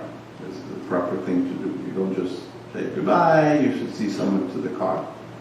And then I came back, and Srila Prabhupada was still like bubbling. I could see, he said, still on fire. But he's very self-contained. But I could see, from his face. So he looked at me. I sat in front of him so he could look at me. I didn't sit on the side. That's not right. He says, and he kind of sat up and hunched up in his seat. He said, and then he raised his head and he looked at me. He said, "Preaching is," and as he spoke, Prabhupada went in the fan like his hand was a fan. "Preaching is to see the spiritual spark and fan it." So I took it that Srila Prabhupada was also sharing with me his own perspective of what he had been doing. And of course, Srila Prabhupada was always cognizant of, being the teacher, the perpetual, unending teacher. His duty, no matter how bad a student I was, he would always try to work with the gross elements, crude elements that he was presented. So, preaching, compassion. Anybody have a quality of Srila Prabhupada they would like me to illustrate?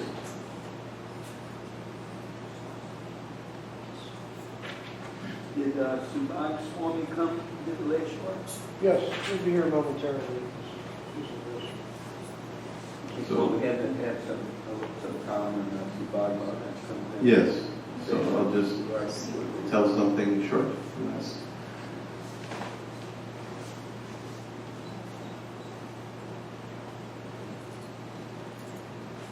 So, shall I end it here and we'll just wait for Maharaj to come? How long do you think it'll be? He's just using the restroom, we should be here momentarily. Okay. So, thank you very much. Hare Krishna.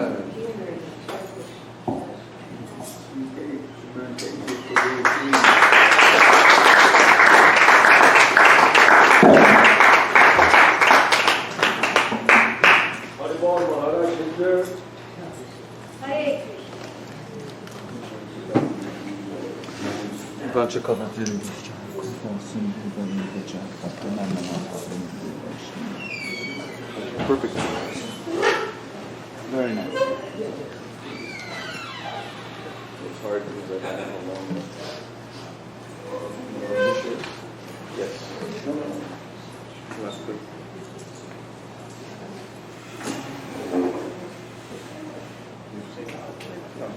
I've never seen it. Not even. Oh, maybe you weren't.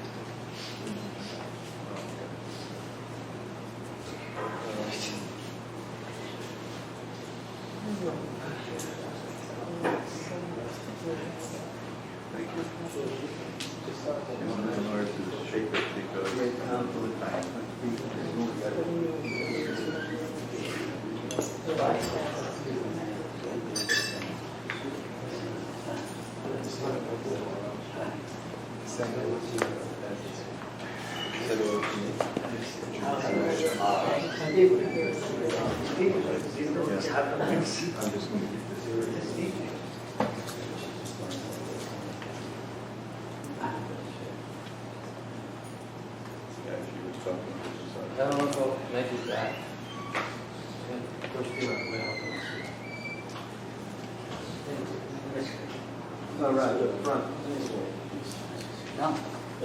Hare Krishna.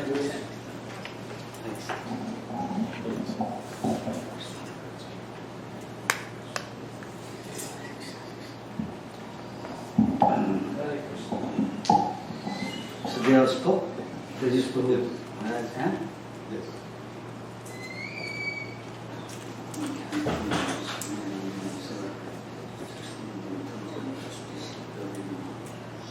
Vishnu Pradhan, Krishna Prasad, Buddha, Srimati Bhakti, Vedanta, Santi, Namaste, Devi, Gauravani, Prachari, Vishesha, Sunnavan, Paschata, Deshtai. Please forgive me, first of all. I don't feel confident to express myself in English, just somewhat other. Try. Prabhupada, such a great personality. We chant Om Vishnu Padaya, let's take the shelter of the lotus feet of the Lord. Surrendered. Krishna Prasthaya. Prasthaya means dearest. The dearest to Krishna. The great spreading his message. Krishna says in Bhagavad Gita. Nacha tasmat manushesha. Prashit pripyokita.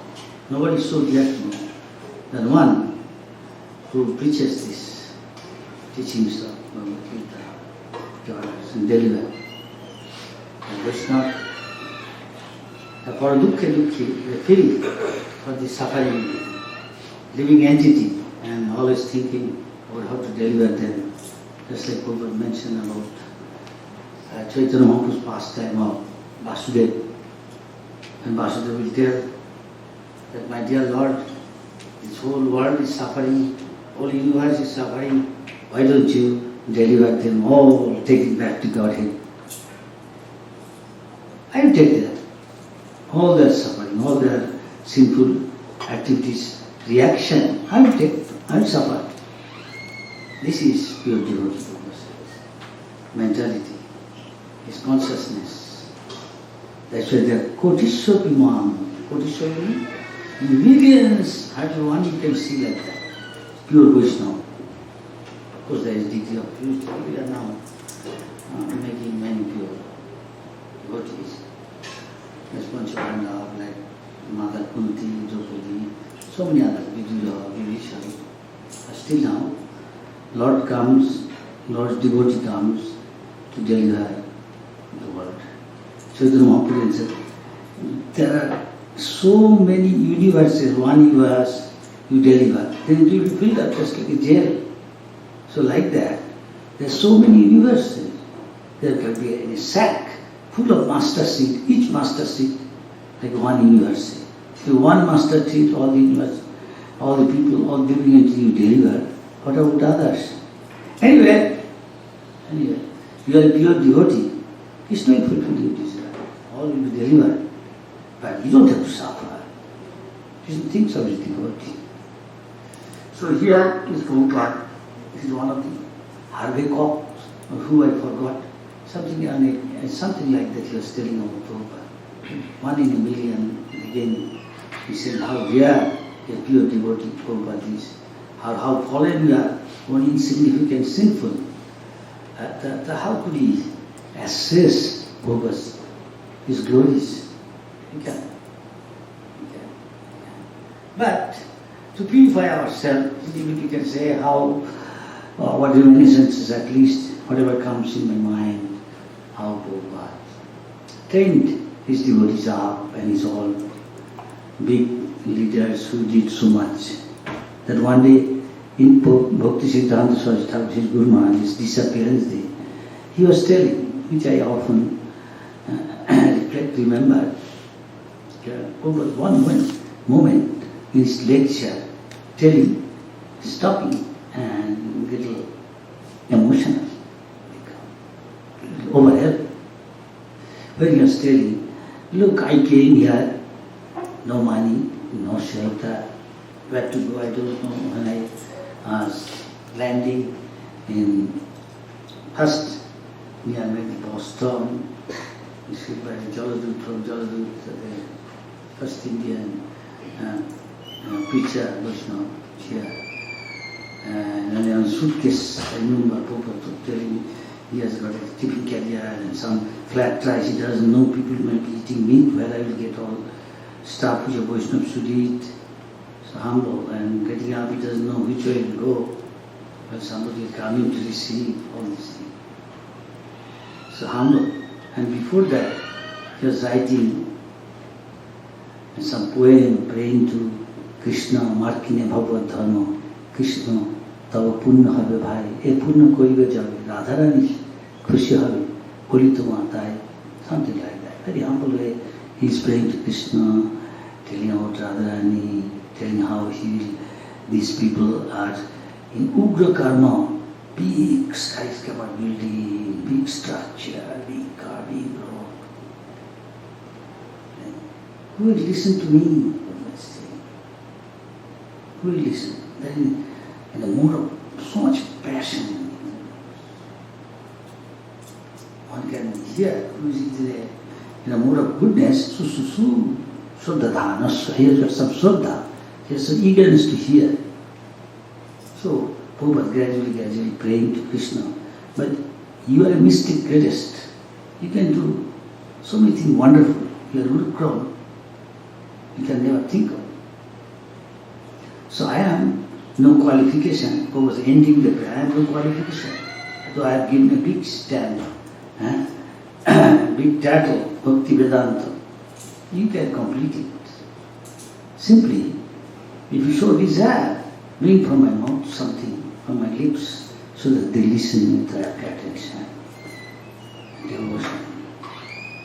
And when we listen to that, and we become eager to listen more, quicker, and get enlightenment of Krishna consciousness, which can awaken the Krishna which is deep within their heart, forgotten now. By your mercy, everything is possible. He is telling all these things in Srimad Bhagavatam, some of the verses of first Srimad Bhagavatam, first canto, 7th chapter. Prabhupada said, remember all these verses, very important, most of us. And Prabhupada, how from somebody most in the mode of passion, sorry, time is limited, 10 minutes? Yeah, we have about 10 minutes, Maharaj. 10 minutes. Yeah. So I have, how much we are now left for me? 10 minutes. 10 minutes. Thank you.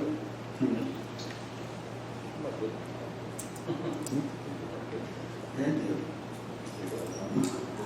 How we become free from the mode of passion and ignorance and come to the mode of goodness, symptomized by unlimited desire, hankering and lamenting, Jiva Bhuta person, and come to Brahma Bhuta, come to the spiritual plane, symptomized by all this blissful, free from tension and anxiety, which one father of the church told Prabhupada in a plane, I think, can I talk to you? I see these boys are our boys, how come now they are mad after Krishna? They never thought of coming to church. And Prabhupada explained, everybody, most of them, I don't know, just shortly touch whatever comes in your mind.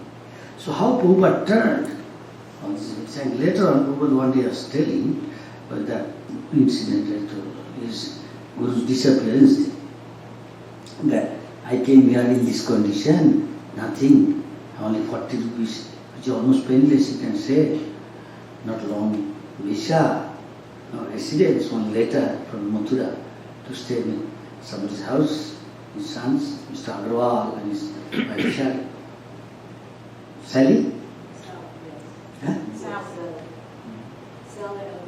Huh? That's right, you're right, thank you. There, so after that I don't know, and I was struggling, chanting Donkey Square, when I first came 90, and I remember, with some of our leaders, Talavana Maharaj. Yes, who want to go? Okay, tell, Harikesh, we can go all together, doing the same place, under the tree, chanting, that area, all these things. Remembering the place was called still there are some there, drug addicts here, Tompkins Square and all other places. Going, the Prabhupada, in his, when he's in the mood, when he was flowing, all these things, feeling his expression, expressing his feeling, he's telling, so at that time I've got nothing, I used to play Kartal and the Tompkins Square. You all came, wonderful boys and girls, You are the future, you are the flower of your country, and these boys and girls were sent by my Guru Maharaj, by the other Acharyas, Mahaprabhu, to help me. I did not know this would happen. In 10 years, at least, Krishna consciousness has got a footing. What did Chaitanya Mahaprabhu predicted? At least to some extent.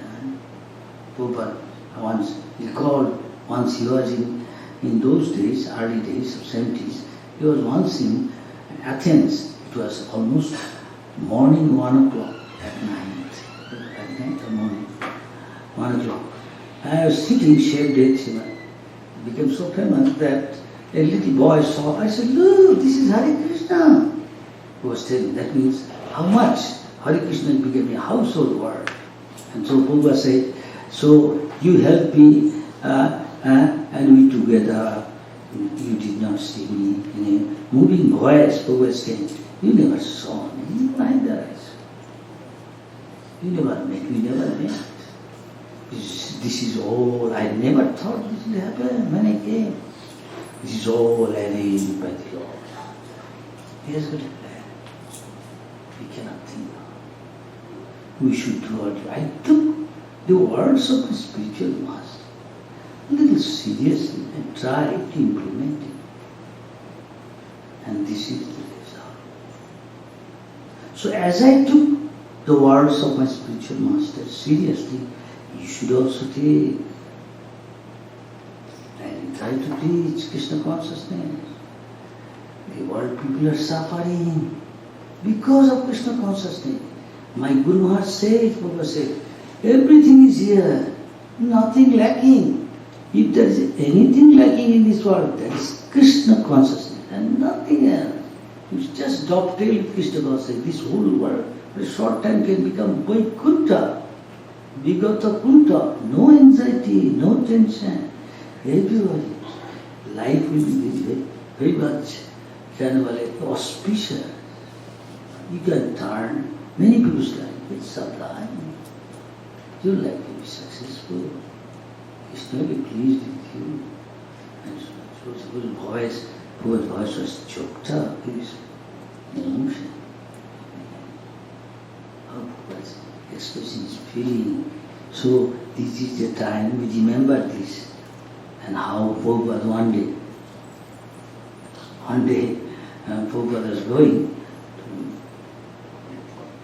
to, now I remember, Regent Park in London, early days. I joined there, I remember, it's a very place. So a morning walk, I used to go with Prabhupada as much as possible if I am not cooking for the morning breakfast or something, for the duty.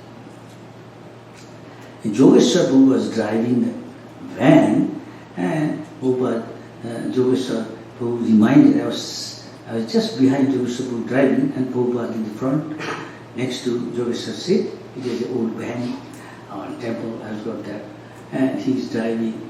Prabhupada said, go to Regent Park. It's a very beautiful park. See, it's a nice lake, swans, and sometimes culverts across. Big park, still is there now. So Prabhupada went there, and suddenly it is near Baker Street. Is a huge building, of course, compared to American building. Comparing is big structure, 6-8 story. As far as I remember, a long time I don't go that side. So because of red light, I had to stop. Within a short time, Yogeshwar was conversing with Prabhupada. Once you stayed in this room when we didn't have any house, staying in maybe John Lennon's place or moving one place, Covent Garden, small place, all 3 families, or maybe Gurudas and his wife, Janaki, and Jamuna, and Mukunda and his wife Janaki, and I think Vikram Maharaj, Sham Sundar, Malati, all these there. And around that time I joined, and just DTS come and the opening, it was opening done for some time, and I was visiting, and one day suddenly I stayed. The devotees asked me, this is your culture, my people come to force me. I forced to. Of course, I was very much moved by the purity, and the face and seeing bright and the affection and love. It looked like another world. And just when I entered, I was going to listen, but not stay, because from my vast idea, experience in India, the brahmachari, sannyasi, how brahmachari living together? What? But when I entered, my doubt, I was, seeing that beauty, sitting like brother, sister, eating prasad, listening to class. Whatever, the point what I was saying, just about regions were there are a beautiful spot. Baba said, this is the best place, we should have temple here, I think. And at once, can we get this place? And someone said, Baba, one of the most expensive area of London, you see both sides, all the big palatial buildings, and these belong to some lords. The whole area is the property of the Queen royal family. And very expensive one to buy. I said, yes, that is, you should give the best, topmost place to Krishna. That is called love. I must have our temple here. I think of how to get a big temple, like St. Paul's Cathedral. Is it St. Paul's Cathedral? St. Peter's, St. Paul's, London. For one to make, and it was later. Whatever happened, I don't know any incident. But what was telling is at once, when the red light stopped, then he reminding Prabhupada, and he is telling that I remember thing. How Prabhupada, spiritual master, has got two features. One, he is like a loving spiritual father. At the same time, spiritual master, representative of God, as good as God. He should be treated like a God, as I say.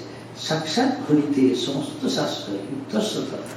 I heard Bhakti Prabhupada's God Brother, sure, as long as you don't take your spiritual master as like seriously like God, you can never, if your name will come in your mouth, never.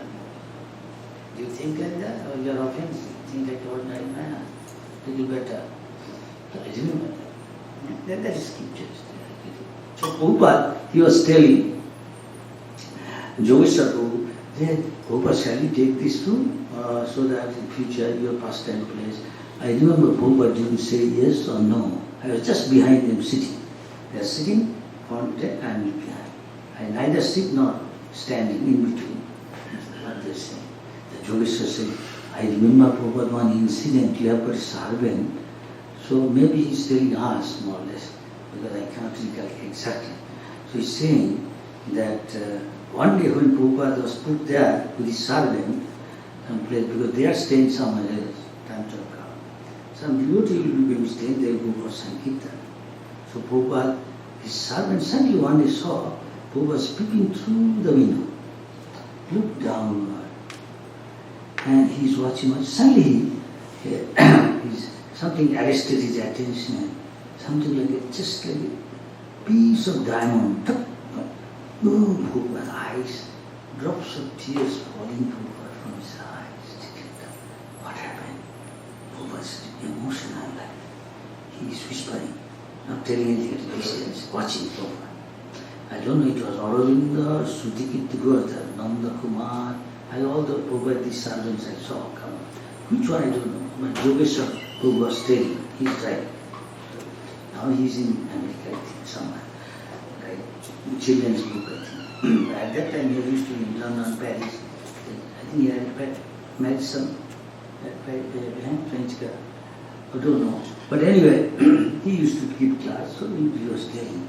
Then the servant who was later on, not at once, who was this very different mood, a little later, and opportune moment, you find in suitable moment, you ask Prabhupada, can we ask something to you?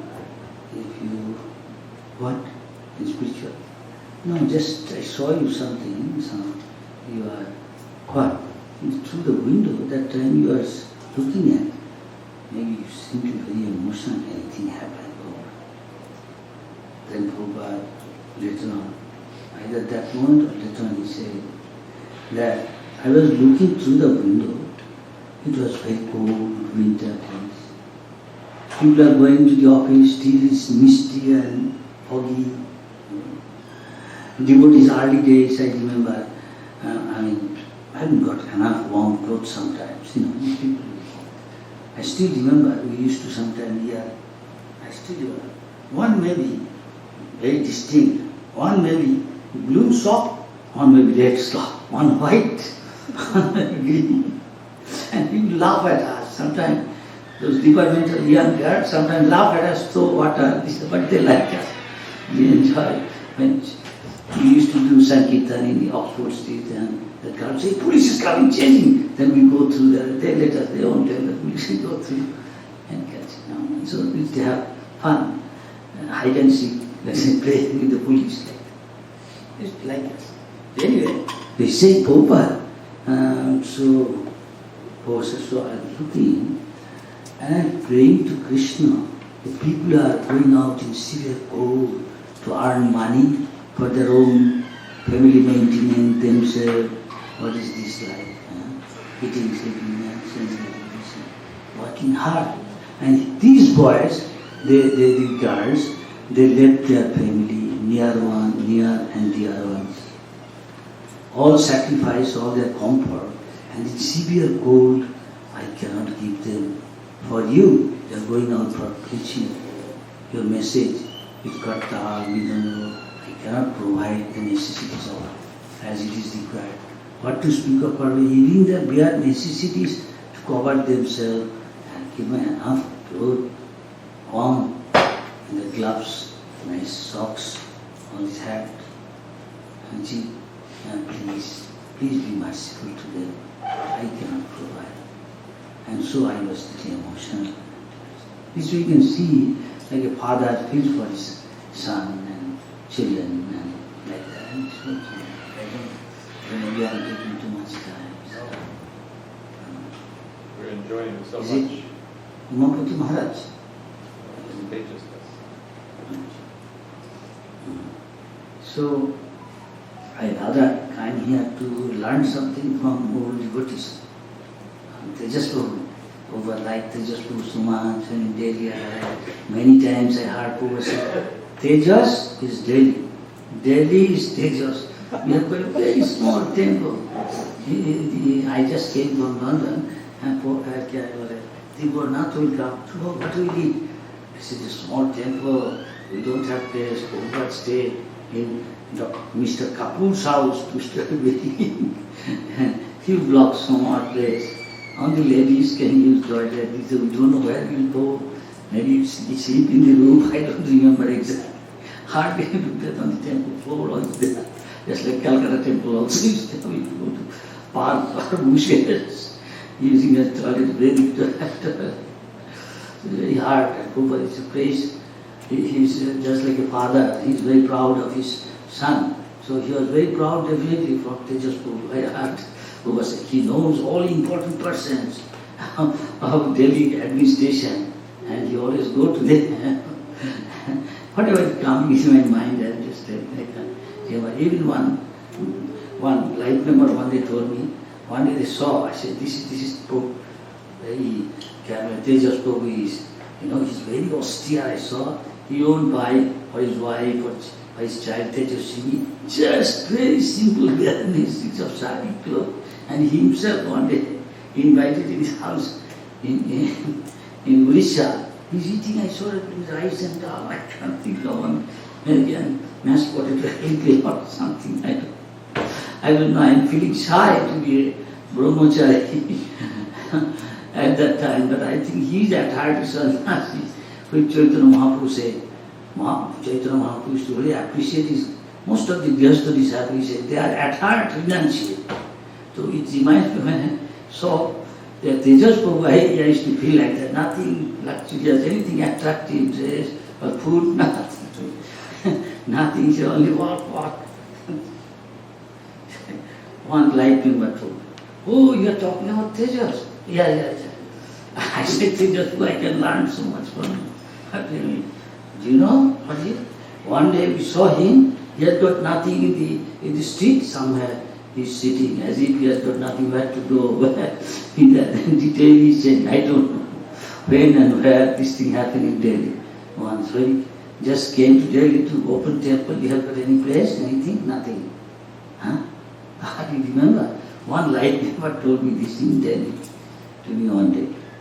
So Prabhupada, like that. Another incident, if you allow some time. I was in Mayapur. One day, Prabhupada wanted, Shiva, from now on, guest house, you take care of the guest, okay? The government officer comes, this is your duty. Now, my sister is saying, you want to stay here when I leave my body, so you can arrange room for him. I looked at 2 of our bosses. One is JPS, Jayapataka Swami, one is Bhavananda. I looked at their two of their faces, especially Bhavananda. He may turn it down anything to the Maharaj. See what Prabhupada said? That means I have to give Prabhupada's sister a room. We used to call her Auntie, Pichina. Anyway, some of the incidents were there. One day, suddenly, at that Prabhupada early days, I remember Prabhupada saying, oh, I don't feel hungry. By the time Prabhupada eat it, maybe 2 to 3, and end after 3. So Prabhupada, after taking bath, going to get ready, dressing, sometimes Prabhupada asked me, stay in my room from morning to evening, do this, go there, go there. So suddenly I was sitting, and I came to know the Hong Sutra has come. In London, I remember Hong Sutra was our GBC at that time, and maybe not Shamsundar. At that time, GBC, Hong Sutra, or maybe both. Anyway, the Hong Sutra was also GBC or big gun in Germany. And he wanted me to go back to Germany, so I will go to London. What you are doing, I don't know. Going to every day to British Museum and translating Prabhupada's books or transcribing all these things. Better you come to, just like manor, you don't want to say, come to Swiss Rotter Shop.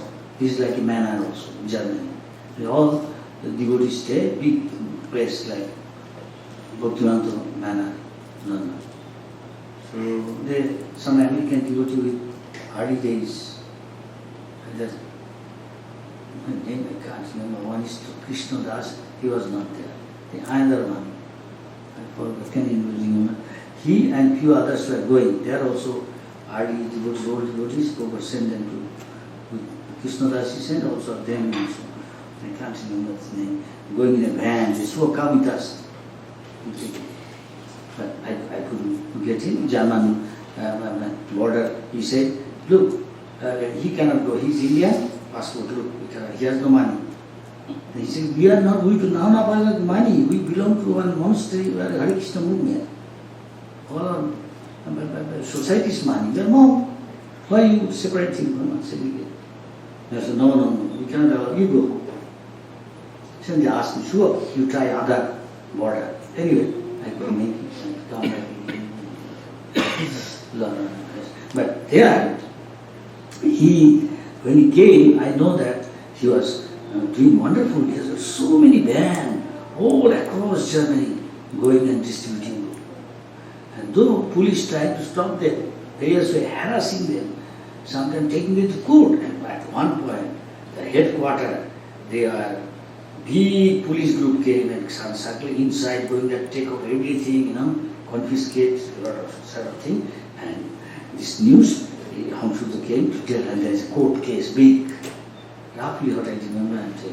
So Hong Sutra suddenly appeared. Oh, naturally, Prabhupada, Hong Sutra is here. Oh, Prabhupada was eating, just sat down. I was sitting, Prabhupada. I ran, Hong Sutra, come. And Prabhupada was sitting. Prabhupada's bedroom and the darshan room and the bedroom. It's one of these rooms, many bedroom. And he's sitting and Hong Sutra is saying, Prabhupada, this case, the police harassing, asking this, they are telling so many things to us in the court. Then this guy, it seemed Hong Sutra is very exhausted, Prabhupada could understand. Now whole day he went from the airport, straight came here to news to get some advice or direction and all these things. So the guidance and how to handle all these things. The Prabhupada listening. Suddenly Prabhupada indicated me, arrange prasad for him. So then, by the time, long back the devotees ate, things cleaned up, everything locked, puja room, deities, kitchen where Prabhupada also put other ladies and others cook, Divina, Krishna, all these things cook, close. After that again came back over. Take some time, I have to go. Go quick! So I run. Go to near the gate, main gate, further down where ladies, Western ladies live in the first floor, down there, the kitchen, big hall, everything close, come and buy. Completely, everybody will be taking the rest of that everything is locked. And completely disappointed and don't know what to say to Prabhupada. Again, I'm exhausted, breathing heavily. Prabhupada looked at me. What? Everything's closed. I see. Prabhupada just ate some. He looked at Hamsutra. Hamsutra explained, he's absorbed in telling Prabhupada all these things. But Prabhupada can understand, I think. Most probably he didn't eat. When the morning came direct from the airport to there in the Mayapur and straight up to Prabhupada's room, darshan. Asked me, I said, come, he said. Prabhupada will understand. But sir looked at him and said, then we go, wash your hand, mouth, everything. And go, so Prabhupada's own plate, everything put, gave it to Hamsutra. And still how Prabhupada is so affectionate for his son. He's working so hard and appreciated. Like a loving, affectionate father. To his own plate, he gave everything. His plate with that plate. He took, he went and he has to eat. Not yet. And that somebody says, maybe I can hear from Maharajas and Tejas Prabhu and other Prabhu's disciples. Yes? Can I finish it here? Maybe I have taken more than time allotted to me. Oh, 15 minutes more. Yeah, we have to start Pushpanjali. Oh, yeah. Pushpanjali. Hare Krishna. This is my Pushpanjali. Action is real. You carry out Prabhu's order. That is real Pushpanjali. Huh? Of course, this is necessary also. Haribol, please bless me so that I can glorify my Guru nicely and learn from the Lord. Hare Krishna.